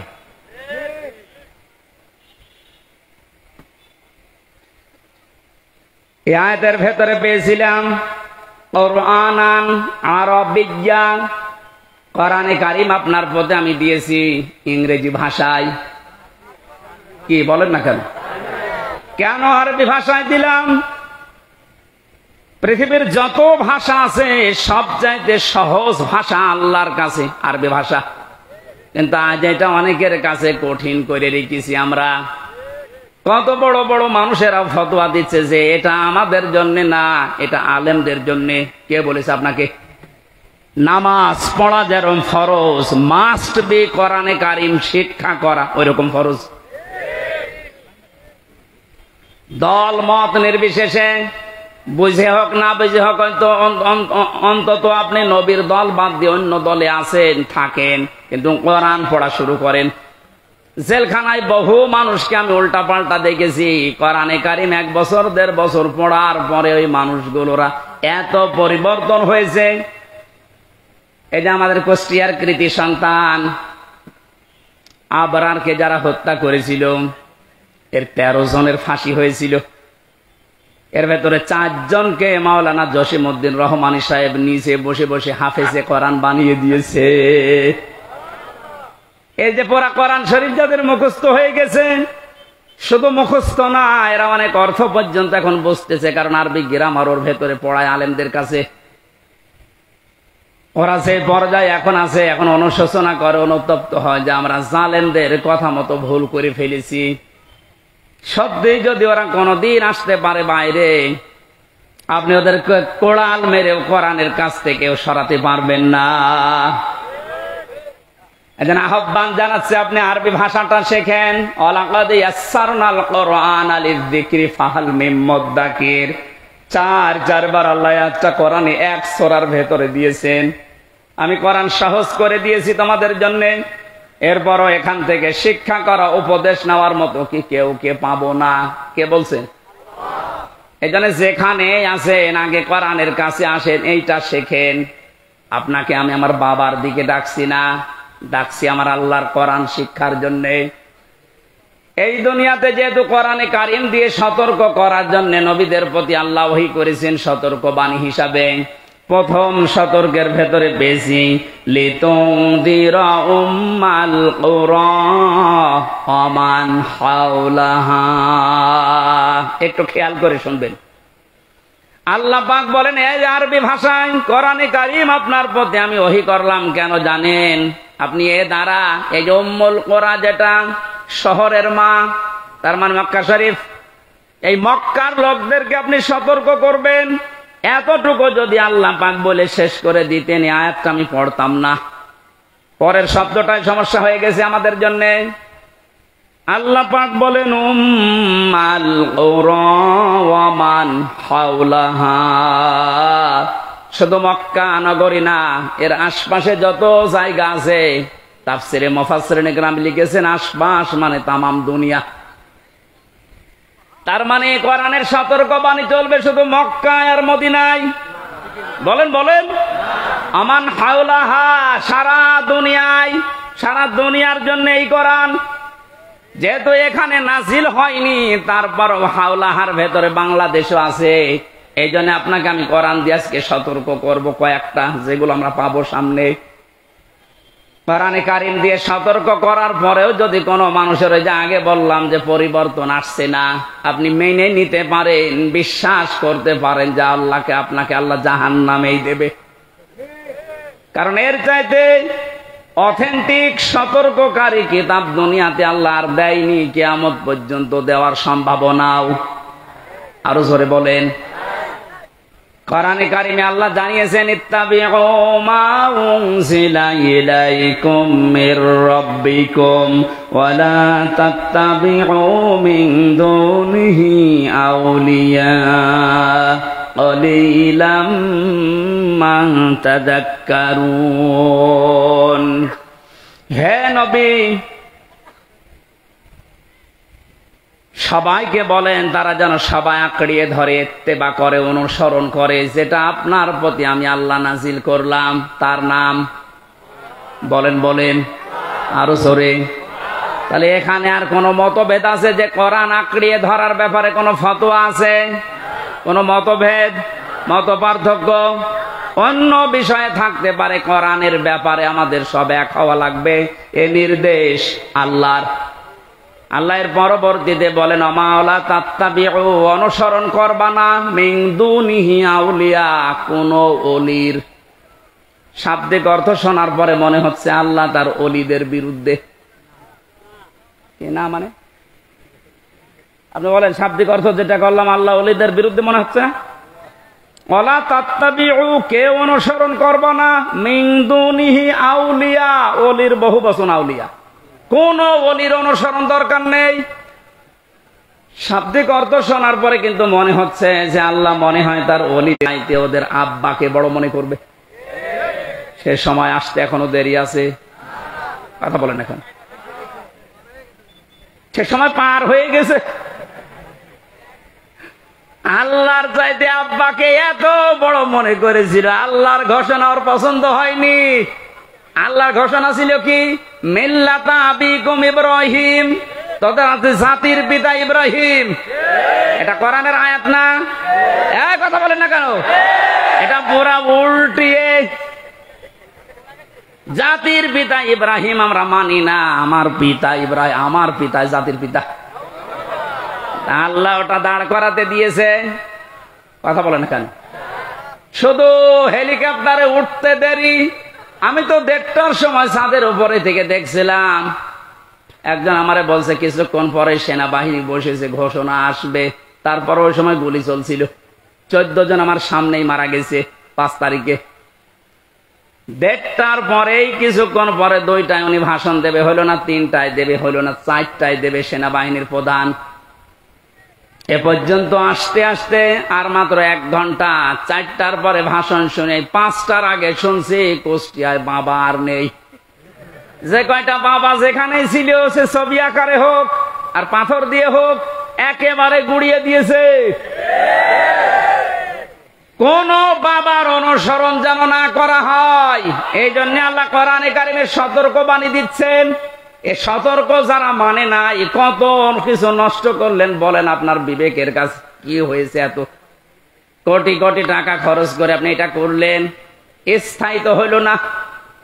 ঘন্টা ব্যাপী সময় লাগে না, যে যেটা দিয়ে পেরেছে ভেঙেছে। অনেকে ভাঙতে না পারলে প্রসাব করিস। আমি কাবা শরীফে যখন তাওয়াফ করছিলাম, ওপরে ওঠার পরে আমার পেটে হঠাৎ ব্যথা। এক পুলিশকে জিজ্ঞাসা করলাম, ভাই এতক্ষণ তো ভালোই ছিলাম, 7 চক্কর দিলাম, কিছু হইল না, এ কোন জায়গায় আসলাম, পেটে ব্যথা করছে। পুলিশ আমারে বলছে, ইয়া হাজি উল হজ্জা তাই না বিলা দোকান। ও হাজিবার দেশ কোথায়? যে তুমি বাংলাদেশ। বাংলাদেশ থেকে এসেছি। ওনার ভাষা দিয়ে আমারে বলছে, আপনি জানেন না এটা কোন জায়গা? না তো। আবু জাহেলের বাড়ি। আপনি এখনো পায়খানা না করে দাঁড়িয়ে আছেন, তাড়াতাড়ি করেন। সত্যি কথা বলছি, পায়খানা করে দেখে আমার পেটের ব্যথা ভালো হয়ে গেছে। আল্লাহ আমাকে যেন জানাতে চাচ্ছিল, হামজা ওই সময় 3.5 লাখ টাকা লাগতো 16 সালে। এত টাকা খরচ করে আসলে আরো শয়তানের মুখে পায়খানা না করে চলে যাবা, তাড়াতাড়ি করো। পেটের ব্যথা দিয়েছিল কে? কথা বলেন না কেন? এত দামি জায়গা কাবার পাশে। আমার মনে হয় কাবা শরীফ থেকে আবু জেহেলের বাড়ি কাছে, এরপরে নবীর বাড়ি, তাই না? কাবার পাশে যে জায়গা, তার দাম বেশি না কম? বেশি। মানে আপনি এখন 1 কাঠা কিনে দেখেন তো, এত দামি জায়গা। আল্লাহর কোরআনের বিরুদ্ধে যাওয়ার কারণে, কোরআনের বিরুদ্ধে অবস্থান নেওয়ার কারণে ওর বাড়ি যদি পায়খানা হতে পারে, এদেশে যারা জালেম, কোরআনের বিরুদ্ধে যারা অবস্থান নিয়ে আল্লাহর বর্ণিত ইব্রাহিম বাদ দিয়ে অন্য কাউকে যারা বসাতে চেয়েছিল, আমার তো মনে হয় ওই বাড়ি ঘরগুলো এখন বিশ্ব আন্তর্জাতিক টয়লেট বানানো দরকার। মানুষ যেন ওখানে যে পেটে ব্যথা উঠলে কাম সারতে পারে। কারণ এই জায়গাগুলো অভিশপ্ত, জালেমরা যেখানে থাকে এই জায়গাটা হয়ে যায় অভিশপ্ত। আমরা মিনা থেকে মুজদালিফায় যাওয়ার আগে দেখেছি বারবার যারা পেছনে থাকে বলে এখান থেকে দৌড়ান কেন, কারণ এটা জায়গাটা গজবের জায়গা। গজবের কিছু জায়গা আছে যেখানে জালেমেরা বসবাস করে, জায়গাটাই আল্লাহ গজবের জায়গা বানিয়ে দেয়। আর আমার তো মনে হচ্ছে এই দেশটায় যারা জুলুম করেছে 1734 জন মানুষ ছিল মেন দায়িত্বে, এদের অধিকাংশ বসবাসের জায়গাগুলো এখন গজবের জায়গা। আজ অনেক জালেম এখন মাঝে মাঝে কল দেয় যে হুজুর আপনি যা বলেন এর জন্য তো আমারও ভয় লাগে, আতঙ্ক লাগে, আপনি আমার নাম বলে দেন কেন? আমি তো সেরকম কিছু করি নাই। কিচ্ছু করেন নাই। আপনি নিজেই বলতেন যে হুজুর আপনার দোষ নেই, আমি জানি। তে জানেন আপনি, আপনাকে একটু যদি সাহায্য করতেন, উপরে যে কয়টা সার আছে আপনার যদি বলতেন যে কিচ্ছু জানেন এ বিষয়ে, আমারে তো দায়িত্ব দিয়েছেন রিমান্ডের, কিছু পাইনি, কি করব, একটু একটু নরমাল করে দেই, তাহলে আমার 3 বছর থাকা লাগে না। আপনি উপরে উপরে বলতেন আর ভেতরে যে এমন এমন কথা লাগাতেন, ওরা নিজেরা আপনারে বলতো পিটান, হুজুরে পিটান। আমি নাম আর নেই না, নামও নিচ্ছি না, কিন্তু আপনি যা করেছেন বিবেকের কাছে আপনি জিজ্ঞাসা করেন, আপনি ঘুমাতে পারবেন না। কোরআনে কারীম দিয়ে সতর্ক করা দরকার, শুধু মক্কা মদিনা না, তামাম পৃথিবী। এজন্য আলেম যারা দাবি করে, নবীর ওয়ারিস যারা, এই দাবিদার মানুষগুলোর উচিত পেছনের দিকে না তাকিয়ে কোরআন দিয়ে তামাম দুনিয়া চষে বেড়ানো। আল্লাহ এই দায়িত্ব এখন আলেমদেরকে, এই ছোট্ট গোলাম হামজাকেও দিয়েছে। আমি যেন ইখলাসের সাথে পরিপূর্ণভাবে পালন করার চেষ্টা করতে পারি, বলেন আমিন। আল্লাহ রাব্বুল আলামিনের পরে জানিয়েছেন ওয়াতুনদিরা ইয়াউমাল জামিঈ লা রাইবা ফীহি ফারিকুন ফিল জান্নাতি ওয়া ফারিকুন ফিস সাঈর। এখানে দুইটা তথ্য আছে। এতদিন একটা ভ্রান্ত ধারণায় ছিলেন, আশা করছি ওটা মিটবে, বিশেষ করে আলেমরা। আপনারা আছেন তো? অতুনদিরা ভয় দেখাও, ইয়াউমাল জামিঈ লা রাইবা ফীহি, ওই দিন সম্পর্কে ভয় দেখাও মানুষদেরকে যেই দিনের কোনো সন্দেহ নেই। আর আমরা সবাই এখন থেকে জানছি ওই দিনের নাম কিয়ামতের দিন। কোন দিন? এমন একটা ভয়াবহ আল্লাহ পাক তৈরি করেছেন কিয়ামতের এই দিনটাকে। রব্বুল আলামিন বলেন ওয়ালা ইয়াসআলু হামীমুন হামীমা। সেই দিন বন্ধু বন্ধুর সামনে প্রশ্ন করবে, ইউবাসসারুনাহুম, তাদেরকে যখন দৃষ্টিগোচর করা হবে এর সামনে, ওকে এই সামনাসামনি যখন মানুষ আসবে, লাউ ইয়াফতাদি মিন আযাবি ইয়াউমিযিন বিবানি, আল্লাহর কাছে নিজের সন্তান পর্যন্ত দিয়ে বলবে আল্লাহ এটা আমি দিয়ে দিলাম, আমারে মুক্তি দাও। এইটা মুক্তিপণ। এটা কি? জেলখানায় থাকাকালীন এই সাবজেক্টটা আমাকে পড়িয়েছিল এটিএম আজহার সাহেব, উনি এখনো ভেতরে আছে। আমার একবার ডাক দিয়ে বলছে, হামজা তুমি তো বিভিন্ন বই পড়ো, বাইরে তো যাবা চলে, এক কাজ করো, প্রোডাক্টিভ মুসলিম আমার কাছে আছে, এই জেলার আর সোফার হিন্দু, ও আসলে বই কেড়ে নিয়ে চলে যায়। তোমার দ্বারা যেহেতু প্রচার হবে জাতির ভেতরে, বইটা নিয়ে যাও, এই যে এই চ্যাপ্টার গুলো পড়ে মানুষকে শোনাবা। তার ভেতরে মুক্তিপণ এইটা ছিল। ওটা যখন পড়ছিলাম আমার মনে হচ্ছে কিয়ামত আমার সামনে আল্লাহ তুলে ধরেছে। আমি দেখে দেখে বলছি কোরআনে কারীম, আল্লাহ রাব্বুল আলামিন বলেন লাউ ইয়াফতাদি মিন আযাবি লাউ ইয়াওয়াদ্দুল মুজরিমু লাউ ইয়াফতাদি মিন আযাবি ইয়াউমিযিন বিবানি। এটা কিয়ামতের সতর্কবাণী আল্লাহ শোনাতে বললেন কেন? কারণ এই ময়দানে মুক্তিপণ হিসাবে মানুষ তার সন্তানকে দিতে চাইবে। আয়াতটা পড়ার পরে আমার ওই ছোট মেয়েটার কথা মনে হচ্ছিল, ওরা আমি 7-8 মাস রেখে এসেছিলাম, এখন বয়স প্রায় 4 বছর। মাঝে মাঝে ওর কথা মনে হতো, আমি যেহেতু যোগাযোগ বিচ্ছিন্ন ছিলাম, ভেতরে কোনো যোগাযোগ ছিল না। ফাঁসির কন্ডেম সেলের ভেতরে 24 ঘন্টা তালা লাগানো, এদিকে 2.5 হাত, এদিকে 3.5 হাত, 24 ঘন্টা মনে তো জিন্দা কবরে বসে আছি। যখন এই বইটা পেয়ে আয়াতটা মিলাচ্ছিলাম, আল্লাহ কিয়ামতে কি এমন তৈরি করবা যে আমার ওই ফারিহাকেও তোমারে আমার দিয়ে দেওয়া লাগবে, যে আল্লাহ মুক্তিপণ দিলাম না, এটা আমার বিশ্বাস হচ্ছে না। কি এমন ঝালঝালা অবস্থা পয়দা হবে, আপনি নিজের সাথে এবার মিলান তো, যে আমার মতো হামজা, আমার সবচাইতে প্রিয় যেটা আল্লাহ রসুলের পরে আমার মা বাবার চাইতেও আমার কাছে প্রিয় এই ফারিহা, ওরে পর্যন্ত বলা লাগবে আল্লাহ একেও দিয়ে দিলাম, তুমি আমারে বাঁচাও। আল্লাহ এতটুকু শেষ করেননি। আপনি কথা শুনতে যেমন সহজ মনে হচ্ছে, বাস্তবে কি প্র্যাকটিক্যাল লাইফে এত সহজ হবে এটা? সব চাইতে আমি বললাম আল্লাহ রসুলের পরে আমি পৃথিবীতে সব চাইতে বেশি ভালোবাসি আমার ছোট মেয়েটাকে।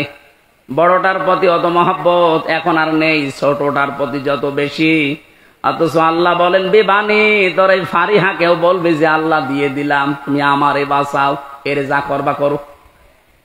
বাস্তবে আপনি দেখেননি এই বন্যায় কত মানুষ ভেসে যাচ্ছে, অথচ নিজের 2 মাস 5 মাস 1 বছরের বাচ্চাকে বুকের উপরে নিয়ে নিজে ভাসতে ভাসতে মরে গেছে, বাচ্চা বেশি আছে। এই কথা বলছেন কেন? এত বড় কঠিন বন্যায় নিজের জীবন দিয়ে দিল, তাও বাচ্চাকে বাঁচিয়ে রেখেছে তক্তা হয়ে। আর আল্লাহ বলেন না, এমন অবস্থা করব তোর ওই ফারিহাকে বলবে আল্লাহ তুমি তাড়াতাড়ি এরে নাও, আমারে বাঁচাও।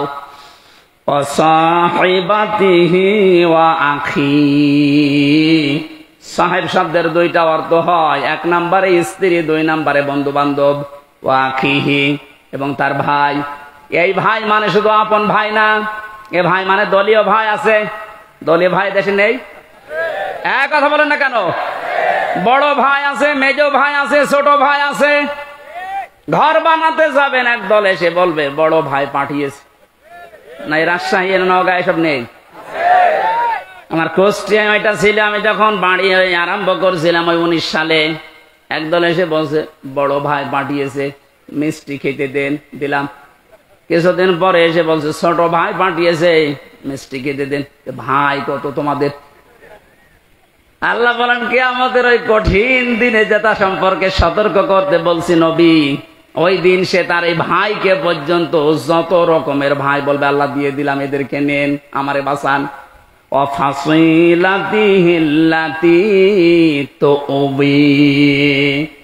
তার নিজের জ্ঞাতি গোষ্ঠী, দলীয় লোক সব দিতে চাইবে। আজ বাংলাদেশের এই ছোট্ট বিপদে অনেকে দেখেন মুখ খুলে সব দিতে রাজি হয়ে যাচ্ছে। কালকে একজনকে শুধু ডিম দেয়নি, শুধু ডিম দেখিয়েছে, তাইও বলছে আমার যা আছে সব নিয়ে যান, ডিম দেবেন না।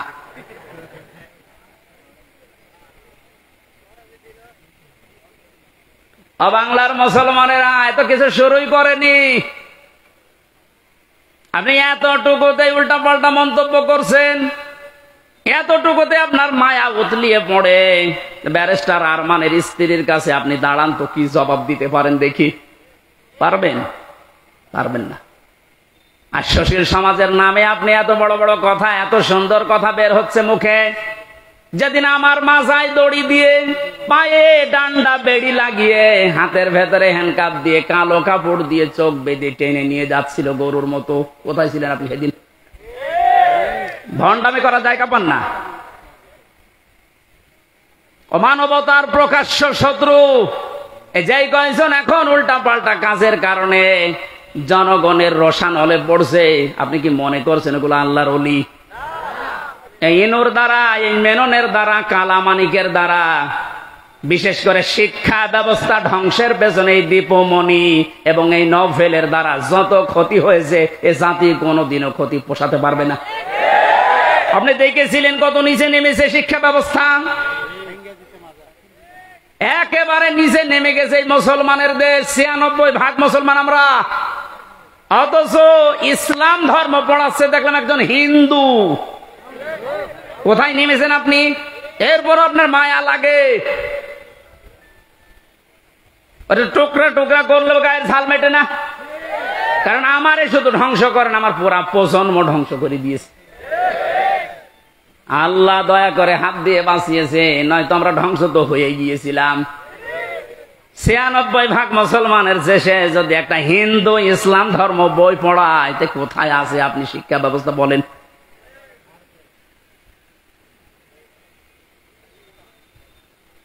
একটু শুধু উপর দিয়ে একটু ডিম মারে, আপনার সহ্য হয় না, আর আমার মাথায় দড়ি দিয়ে যে ছাগলের মতো টেনে নিয়ে গেল, তখন আপনার সহ্য হলো কি করে?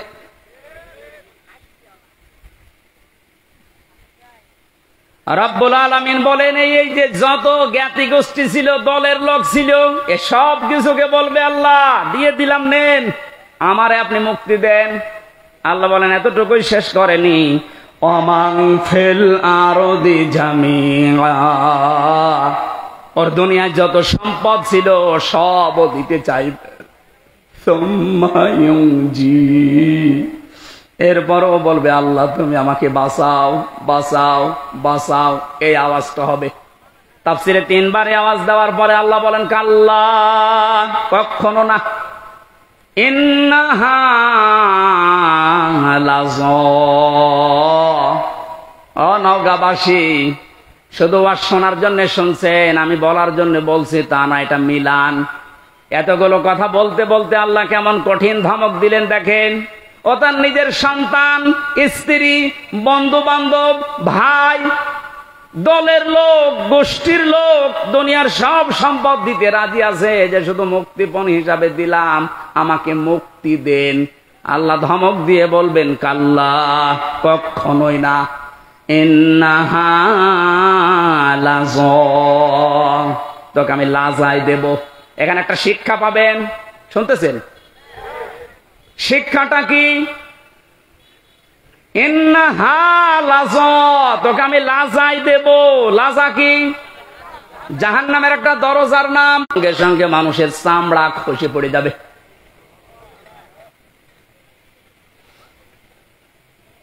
ওয়াজ বাড়ি নিয়ে যাওয়া নাই, এখানে পর্যন্ত রাখেন। বলেন তো এরকম কি ঘর দুনিয়ায় আছে যেখানে গেলে আগে চামড়া খসে যায়? আমি এখনো পাইনি। মাটির নিচে যতগুলো ঘর দেখেছিলাম, হ্যাঁ শাস্তি আছে, কিন্তু ঢোকালে চামড়া খসে যায়, আমি পাইনি, দেখিও নি। আল্লাহ এমন ঘরের পরিচয় দিচ্ছেন লাজা, এখানে গেলে আগে চামড়া খুলে যায়। তাহলে ঘরটা ভয়ঙ্কর। কথা বলে না কেন? এ পৃথিবীর জমিনে সবচাইতে ভয়ঙ্কর ঘরের নাম হচ্ছে আয়না ঘর। কথা বলে না কেন? আর আল্লাহ বলেন লাজা এত ভয়ঙ্কর, এখানে গেলে আগে চামড়া খসে পুরা চামড়াহীন হয়ে যাবে। নাজ্জাতাল লিশাওয়া, কাদেরকে ঘরের ভেতরে দেব? তাদেরকে শুধু ডাকতে থাকবে যারা ইসলামের কথা শোনার পরে, সঠিক কথাগুলো শোনার পরে মুখ ফিরিয়ে নিত, এবার টান করে অহংকার করে চলে যেত। আমার মনে হয় বাংলাদেশে এখন এই চরিত্রের মানুষ আছে। চোখে আঙ্গুল দিয়ে দেখিয়ে দে যে এটা সঠিক পথ, কোরআনের পথ। আল্লাহর নাম নিয়ে বলা হয়, রসুলের হাদিস দিয়ে বলা হয়, এরপরও এবার টান করে মুখ ফিরিয়ে অহংকার করে চলে যাচ্ছেন। এর পরবর্তী তো আরো খারাপ কথা দিয়েছেন আল্লাহ, অজাম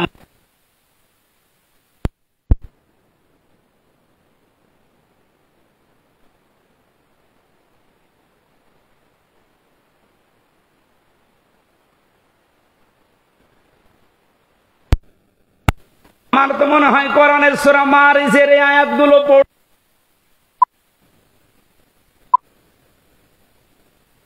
যাচ্ছে না? এগুলোকে 9:30 পর্যন্ত কি করেছেন? আমার আয়াত কেবল শুরু হচ্ছে আর এখন আদায় করে না। এই জন্য তো মাহফিলে আমি আসতে চাই না। আদায় করা মাহফিলে নিয়ে আসবেন না, এগুলো আগে থেকে করে নেবেন। তাফসীর করতে লিখে দিয়েছেন, আমি তা যা শেষ করবো তো আয়াতগুলো 4 মিনিট। যারা যাচ্ছে যা আছে সব আগে দিয়ে দেন, এরপরে শব্দে যাবো, আবার তাড়াতাড়ি করেন। আরে হোসাইন কই গো? হোসাইন কই? কালেকশনে মাহফিল নিয়েছে, ও কালেকশন করতে পারে না? এটা তো আমি জানি না, তো আমার জোর করে চাপিয়ে দিলে হবে?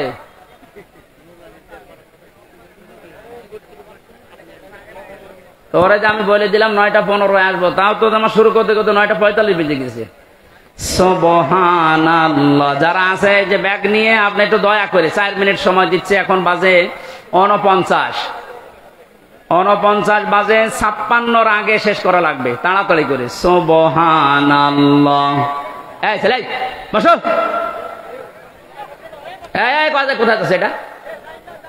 হ্যাঁ, সুবহানাল্লাহ আলহামদুলিল্লাহ লা ইলাহা ইল্লাল্লাহ, সুবহানাল্লাহ আলহামদুলিল্লাহ লা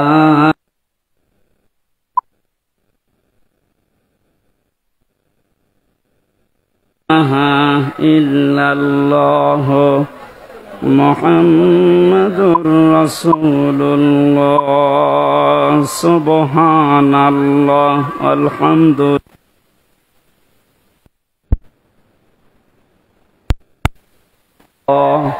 সুবহানাল্লাহ। আপনারা বসেন ভাই, যারা দিতে চায় দিতে থাক, আপনারা বসেন।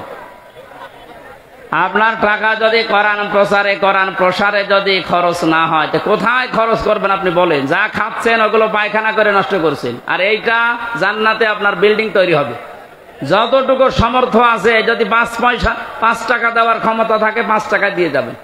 বাড়ি যাওয়ার ভাড়া রেখে আজকে সব দিয়ে যান। সুবহানাল্লাহ আলহামদুলিল্লাহ লা ইলাহা ইল্লাল্লাহ, সুবহানাল্লাহ আলহামদুলিল্লাহ। এই এলাকায় মাহফিল আছে আমার? না, এখন আর নেই। আশপাশে কোন জায়গায় আছে?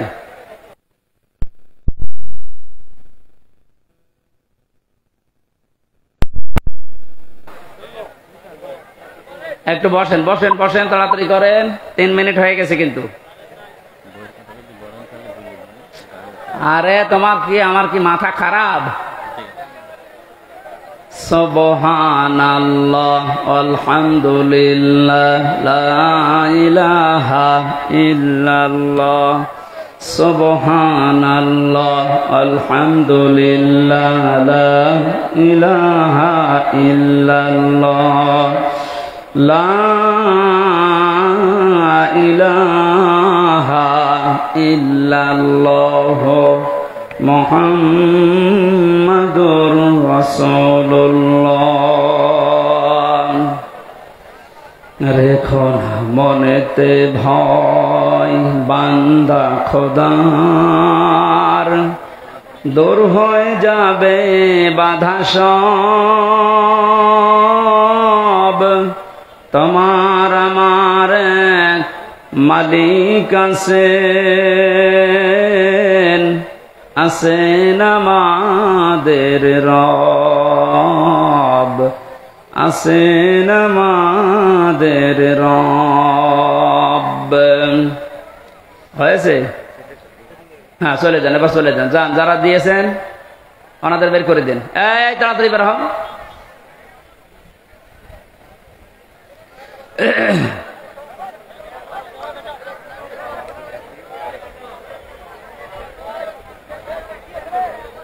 আল্লাহুম্মা সাল্লি আলা মুহাম্মাদ ওয়া আলিহি ওয়া সাহবিহি ওয়া বারিক ওয়া সাল্লিম। বসেন বসেন, তাড়াতাড়ি বসেন। আল্লাহুম্মা সাল্লি আলা মুহাম্মাদ ওয়া আলিহি ওয়া সাহবিহি ওয়া বারিক ওয়া সাল্লিম। আল্লাহুম্মা সাল্লি আলা মুহাম্মাদ ওয়া আলিহি ওয়া সাহবিহি ওয়া বারিক ওয়া সাল্লিম। আমার ভাইরা, আমরা কিয়ামতের এই দিনের কথা সতর্ক করছিলাম আল্লাহর কোরআন দিয়ে। এখন এই সতর্ক করতে গিয়ে যে মানুষগুলোর কলিজায় লেগেছে শত্রুতা করবে আমি জানি।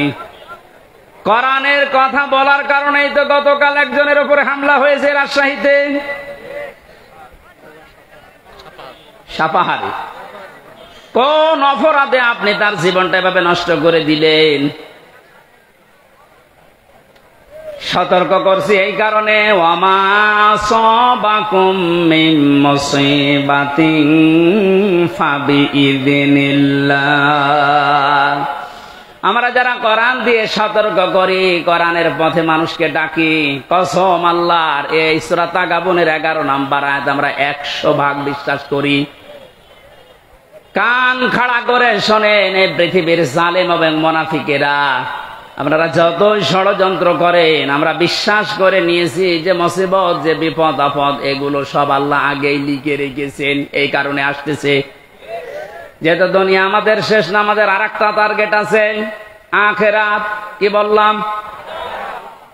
ইয়াউমা ইয়াজমাউকুম লিয়াউমিল জামি'i যালিকা ইয়াউমুত তাগাবুন। আল্লাহ পাক বলেন এরপরে যে জগৎ শুরু হবে কিয়ামতের, এই জগতে আসল হার জিত আরম্ভ হবে। সুতরাং আমরা ওই হার জিত চাই যেখানে সফল হলে আসল সফলতা, যেখানে বিফল হলে আসল বিফলতা। এজন্য আমরা সফল হওয়ার জন্য এই পথে এসেছি। সতর্ক করছি কোরআন দিয়ে, আপনি যদি উল্টাপাল্টা ধারণা আমার প্রতি রাখেন যে এর ক্ষতি করব, আমি বিশ্বাস করে নিয়েছি এইটাও লেখা ছিল। কথা বলেন না কেন? কোরআনে কারিমে সূরা হাদীদের ভেতরে আছে, আল্লাহ রাব্বুল আলামিন বলেন, মা আসাবা মিন মুসিবাতিন ফিল আরদি ওয়ালা ফি আনফুসিকুম ইল্লা ফি কিতাবিম মিন ক্বাবলি আন নাবরাহা ইন্না যালিকা আলাল্লাহি ইয়াসির। এই ভালো করে মিলাবেন। আমি যখনই কোরআন পড়ি, আয়াতের ব্যাখ্যা যায়, তখন দেখি আমার মনে হয় ১৫০০ বছর আগে না এই মাত্র বাংলাদেশ দেখি আল্লাহ আয়াতটা নাযিল করলো। আপনি মিলান তো দেখি, মা আসাবাকুম মিন মুসিবাতিন ফিল আরদি, যে সমস্ত মুসিবত, বিপদ আপদ, আনন্দের বিষয় যাই বলেন দুনিয়াতে আসে, তোমাদের উপরে আসে, এগুলো সব আমি আগে থেকে আমার কিতাবে লিপিবদ্ধ করে রেখেছি। আর এটা আমি আল্লাহর জন্য একেবারেই সহজ। এই জন্য মুমিনদের জীবনে যদি বিপদ আসে, যদি ধৈর্য ধারণ করতে পারে, আখেরাতে তার পুঁজি তৈরি হয়। আর এই ধৈর্যের কারণে তার জীবনের অপরাধগুলো আল্লাহ মাফ করে দেয়।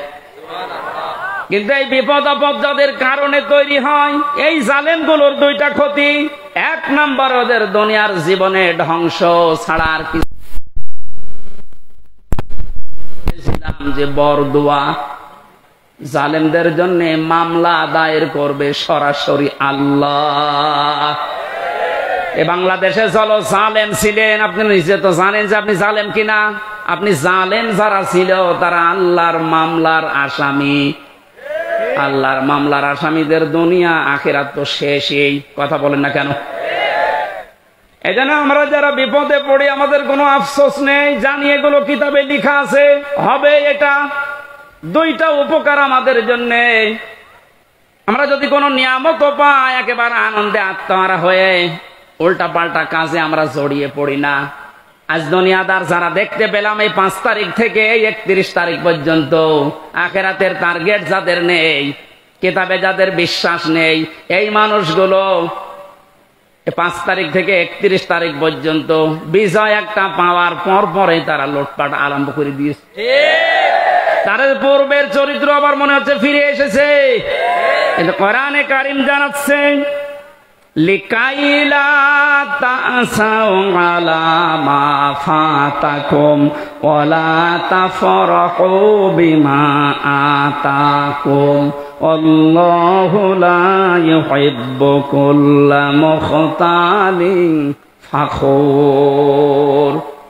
আমি তোমাদের উপরে বিপদ দেই এই কারণে, আনন্দ দেই এই কারণে যে বেশি নিয়ামত পাওয়ার পরে আবার এরকম মনে করবা না যে যা আর দুনিয়ায় চিন্তা নেই, যা পাবো তাই খাবো না। আবার বিপদে পড়লে হাই হতাশ করবা না। বেশি আনন্দিত হওয়া যাবে না, আবার দুঃখে মন ভারাক্রান্ত করে থাকা যাবে না। মুমিন যারা, তাদেরকে কোনোদিন হতাশা পেড়ে বসে না। মুমিন যারা, যাদের ভেতরে আল্লাহর পরকালের বিশ্বাস আছে, ওরা সব সময় এক। এর বাস্তবতা আপনি এখন লক্ষ্য করছেন আমিরে জামাতের কথায়, তার অ্যাক্টিভিটিস আপনি দেখতে পাচ্ছেন না। লোকটা বিপদও যেরকম ছিল, এই আনন্দও সেরকমই আছে। 5 থেকে 31 তারিখ পর্যন্ত এই 25 দিনের ভেতরে তার মুখে একবারও শুনেছেন যে এত অত্যাচারিত হয়েছে এবং ঠিক ওই রকম করে আপনারা শুরু করেন বলিস একবারও? আপনি তো তার মতো অত বিপদে পড়েননি। সে জেলে আছে, শুধু জেলে না, এরপরেও তার ছেলে জেলখানায়, তার স্ত্রী অসুস্থ, তার অনুসারী অনকম, তার সহযাত্রী সহযোদ্ধা যারা সব পালিয়ে পালিয়ে আছে, অধিকাংশ গুলোই যে মানুষগুলো আছে জেলখানায়। এরপরও মানুষের ভেতরে দেখলাম কোনো টেনশন নেই, চিন্তা নেই। আল্লাহ রাব্বুল আলামিন জানিয়েছেন, হে নবী, এই মানুষগুলোকে বসেন, এক জায়গায় বসেন।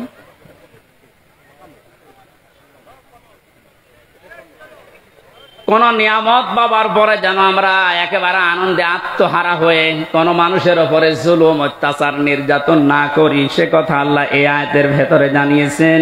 কারণ আল্লাহ পাক অহংকারী এবং ফখর করে যারা চলে, এই মানুষগুলোকে কোনোদিন ভালোবাসেন নাই, বাসবেনও না। বলেন নাউজুবিল্লাহ। আমি সেদিন মান্দায় বলেছিলাম, ওই ময়দানে ভালো করে শুনবেন, পৃথিবীর ময়দানে সবচাইতে আমার কাছে ভয়ঙ্কর আয়াত এই 6666টি আয়াতের ভেতর এইটা মনে হয়। সূরা শূরার এই 42 নম্বর আয়াতটা আল্লাহ পাক বলেন, ইন্নামাস সাবিলু আলাল্লাযিনা ইয়াযলিমুনান নাস। অবশ্যই আমি আল্লাহ মামলা দায়ের করব, আমি নিজে অভিযোগ গঠন করব তাদের বিরুদ্ধে, দুনিয়ায় মানুষ হয়ে যারা মানুষের উপরে জুলুম করেছো। আয়াতটা পড়ার পরে আমি নিজের সাথে, বাস্তবতার সাথে মিলিয়ে দেখি, এই বাংলায় হাজার হাজার লক্ষ মানুষ আল্লাহর মামলার আসামি। হয় আমরা নিজেদের নফসের উপরে জুলুম করছি, পরিবারের উপরে জুলুম করছি, প্রতিবেশীর উপরে জুলুম করছি, রাষ্ট্রের উপরে জুলুম করছি, জনগণের উপরে জুলুম করছি। যে কোনো দিক থেকে আমি জালেমের কাতারে পড়ে যাচ্ছি। আর জালেম যে, তার বিরুদ্ধে মামলা দেবে ওসি সাহেব কে? আপনি বলেন তো, কত বড় শক্ত কথা এটা। আল্লাহর মামলার আসামি আপনি। পুলিশের কাছে বাধা দেন, পুলিশ বাদী কেস হবে। রাষ্ট্রের কাছে বাধা দেন, রাষ্ট্র বিরোধী মামলা হবে। আর যারা জালেম তারা আল্লাহ বিরোধী মামলার আসামি। একটা যেহেতু বিশ্বাস করি 100 ভাগের জন্য ভয়ে থাকি, না জানি আমি আবার নিজে আল্লাহর মামলার আসামি হয়ে যাচ্ছি না তো। কারণ নফসের উপরে তো জুলুম হয়ে যায় মাঝে মাঝে। এটা না হলে পরিবারের উপরে হয়, এটা না হলে রাষ্ট্রের উপরে হয়, জনগণের উপরে হয়। যে কোনো সাইডে আমি যেন কোনো জুলুমের সাথে সংমিশ্রণ করে না ফেলি, এটা আল্লাহর কাছে সবচাইতে বড় ঘৃণার বিষয়। দুনিয়ায় যত কিছু আল্লাহ ঘৃণা করেন তার ভেতরে 1 নম্বরে জুলুমটা। এত কঠিন ভয়ঙ্কর কথা আয়াতের ব্যাখ্যায় হাদিস এসেছে, আয-যুলমু যুলুমাতু ইয়াউমাল কিয়ামা। কিয়ামতে জুলুম এত অন্ধকার হয়ে মানুষকে ঘিরে রাখবে, নিজের চামড়া পর্যন্ত দেখতে পাবে না। আমার তো মনে হয় আমাদের অনেকের জীবনে এরকম অবস্থা আসতেছে। এখনই আমরা সতর্ক হব, জীবন চলে যাক, আমার দ্বারা কেউ যেন জুলুমের শিকার না হয়। আজ নিয়ামত পেয়ে অনেকে এখন 5 তারিখ থেকে 31 তারিখ পর্যন্ত জরিপ বের হচ্ছে, কত মানুষ লুটপাট আরম্ভ করেছে একেবারে নিজের বাবার সম্পত্তি মনে করে। জালেম যারা তারা অবৈধ ইনকাম করেছে, তার হিসাব তার দেওয়া লাগবে আল্লাহর কাছে। আপনি নিজে জুলুম করে তার সম্পদগুলো উল্টা পাল্টা তছনছ করে নিজেও আল্লাহর মামলার আসামি হয়ে যাচ্ছেন। আপনি থামেন। আপনাকে আমি থামার জন্য বলছি, নিজের জীবন আখেরাত, দুনিয়া আখেরাত ধ্বংস করে দেবেন না। রব্বুল আলামিন বলেন, 2 নাম্বার, আমি তাদের বিরুদ্ধে মামলা দায়ের করব, কেস করব, অভিযোগ গঠন করব। ওয়ায়াবগুনা ফিল আরদি বিগাইরিল হক। এই পৃথিবী শান্ত হয়ে যাওয়ার পরে যারা অশান্তি করার জন্য মাঝে মাঝে এই দুনিয়া বিশৃঙ্খল পরিবেশ তৈরি করার জন্য চেষ্টা চালায়। কথা বুঝতেছেন? দুনিয়া শান্ত হয়ে যাওয়ার পরে যেন অশান্ত করার জন্য চেষ্টা চালাবেন না। আলাহুম আযাবুন আলীম, তাদের জন্য যন্ত্রণাদায়ক শাস্তি আমি এই দুনিয়ায় আর মরণের পরে রেডি করে রাখলাম। তার মানে শাস্তি রেডি আছে। এই 2টা অপরাধে আমরা যেন না জড়িয়ে পড়ি। আল্লাহ বলেন আমিন। কোরআনে কারিমের আয়াত দিয়ে যে সতর্ক বাণী আল্লাহ উচ্চারণ করেছিলেন যে কিয়ামতের এই দৃশ্যের কথা আপনি মানুষদেরকে শোনাবেন, যাদের ভেতরে জবাব দিতে হবে এই টেন্ডেন্সি আছে, হে নবী আপনি দেখবেন এই মানুষগুলো এমনিতেই পরিবর্তন হয়ে যাচ্ছে। আর যাদের ভেতরে বিশ্বাস নেই যে না দুনিয়ার জীবনই শেষ জীবন, আমার আর দরবারে ইলাহিতে দাঁড়ানো লাগবে না, এই মানুষগুলোকে কোরআন দিয়ে সতর্ক করলেও কাজ হবে না। ফাযাক্কির বিল কুরআনি মান ইয়াখাফু ওয়াঈদ। So admonition or by the Holy Quran, him who frays my threat. আল্লাহ বলেন নবী আপনি কোরআন দিয়ে তো এই মানুষগুলোকে সতর্ক করতে পারেন, তারা আপনার বাণী শোনার পরে সতর্ক হবে, ভীত সন্তুষ্ট হয়ে যাবে, যারা আল্লাহর ধমকের ভয় করে। কার ধমক? বলেন বলেন। পুলিশের ধমক খেলে আপনার জীবনে ভয়ে কাঁপাকাঁপি করেন। পুলিশকে যিনি বানিয়েছেন আমার আল্লাহ, উনি নিজে বলছেন আমি ধমক দেব। আল্লাহর ধমক যে কত কঠিন, কত ভয়ঙ্কর, সূরা ইয়াসিনের ভেতরে ব্যাখ্যায় আছে। আমরা আবার আল্লাহর ধমকের উপযুক্ত হয়ে যাচ্ছি না তো? আমাদের জীবন এখনই থামানো লাগবে। এমন এমন কোন কাজে আঞ্জাম দেওয়া যাবে না যে আমরা আবার আল্লাহর মামলার আসামি হয়ে যাচ্ছি, আল্লাহর ধমকের উপযুক্ত হয়ে যাচ্ছি। আল্লাহ যেন এরকম ধমক সূচক কিছু আমাদেরকে না বলেন, এইরকম জীবন গঠন করা দরকার। বলেন আমিন। রব্বুল আলামিন জানিয়েছেন সতর্কবাণীগুলো উচ্চারণ করার পর ওই দিবস সম্পর্কে মানুষদেরকে আপনি ভয় দেখাবেন, যেই দিবসে তার মা বাবা, স্ত্রী, পুত্র, আত্মীয় স্বজন কোনো কিছু কাজে আসবে না। আর ওই দিবস সম্পর্কে কোনো সন্দেহ, সংশয় এর অবকাশও নেই। সে দিবসের নাম কিয়ামত। কোন দিবস? এই কিয়ামতে জবাব দিতে হবে। এই টেন্ডেন্সি যতদিনে জাতির ভেতরে পয়দা না হবে, পুলিশ বলেন, র্যাব বলেন, আরবি বলেন, কোন বাহিনী দিয়ে অপরাধ মুক্ত করা সম্ভব না। মক্কার ওই মানুষগুলো, ওদেরকে পরিবর্তন করার জন্য নবীজি এটা অ্যাপ্লাই করেছিলেন। যারা চুরি করত, ডাকাতি করত, নারীর ইজ্জতের জমছিল, ওই মানুষগুলোকে যখন বোঝাতে পেরেছিলেন আর একটা কিন্তু জগৎ আছে, দাঁড়াতে হবে। হযরত ওমরের মতো এরকম ভয়ঙ্কর মানুষ, এই মানুষটার জীবন এত পরিবর্তন হয়ে গেছে, 24 ঘন্টায় তিনি আতঙ্কে থাকতেন, আল্লাহ আমি তোমার সামনে দাঁড়াতে পারবো তো? রাষ্ট্রের সর্বোচ্চ দায়িত্বে ছিলেন হযরত আবু বকর। আজ এই যে 1628 জন মানুষ দায়িত্বে ছিল, আমি হাদিসটার সাথে মাঝে মাঝে মিলাতাম। আল্লাহ, ওনার সন্তান আব্দুল্লাহ একদিন পায়েস খেতে চেয়েছিল। স্ত্রী ডাক দিয়ে বলছেন, স্বামী আপনি তো দেশের দায়িত্বে আছেন, যে টাকা পয়সা নিয়ে আসেন এর দ্বারা আজকে পায়েস তৈরি করা সম্ভব না। আপনি এক কাজ করেন, বাইতুল মালে যিনি আছেন অর্থমন্ত্রীর দায়িত্বে, তারে বলেন আগামী মাসের বেতনটা যেন আমাদেরকে দিয়ে দেয়। উনি বললেন ঠিক আছে দেখি। অর্থমন্ত্রীর কাছে বাইতুল মালে যিনি খাজানচিতে আছে বললেন আগামী মাসের যে বেতন পায়, মনে করেন 1200 দিরহাম, আমার আপনি দিয়ে দেন, আগামী মাসে আমার দেওয়া লাগবে না। অর্থমন্ত্রী ওই রকম ছিলেন, ডাক দিয়ে বলে প্রধানমন্ত্রী আপনি যে আগামী 1 মাস বাঁচবেন এইটা একটা লিখিত দেন। আমাদের দেশে যারা দায়িত্ব ছিল, এটা কি যিনি দায়িত্ব ছিল প্রধান, তাকে বলার ক্ষমতা ছিল? এইরকম বলার ক্ষমতা যখন তৈরি হবে তখন সবাই আমরা এক হয়ে যাব। ওই রকম একটা দেশ চাই যে সবাই থাকবে জবাবদিহির ভেতরে। মানে যাই বলেছে অর্থমন্ত্রী যে আপনি 1 মাসের বেতন নিতে চান অগ্রিম, লিখে দেন যে আপনি 1 মাস বাঁচবেন, তারপরে বেতন দেব। মানে বলছে ঠিক আছে বেতন লাগবে না। স্ত্রীর কাছে গিয়ে বলছে, স্ত্রী হবে না, আমার এই শর্ত দিয়েছে কিন্তু আমার তো কোনো গ্যারান্টি নেই। স্ত্রী আর কথা জবাব দিতে পারে নাই। 15 দিন পর পায়েস রান্না করে দুপুর বেলা দিয়েছে।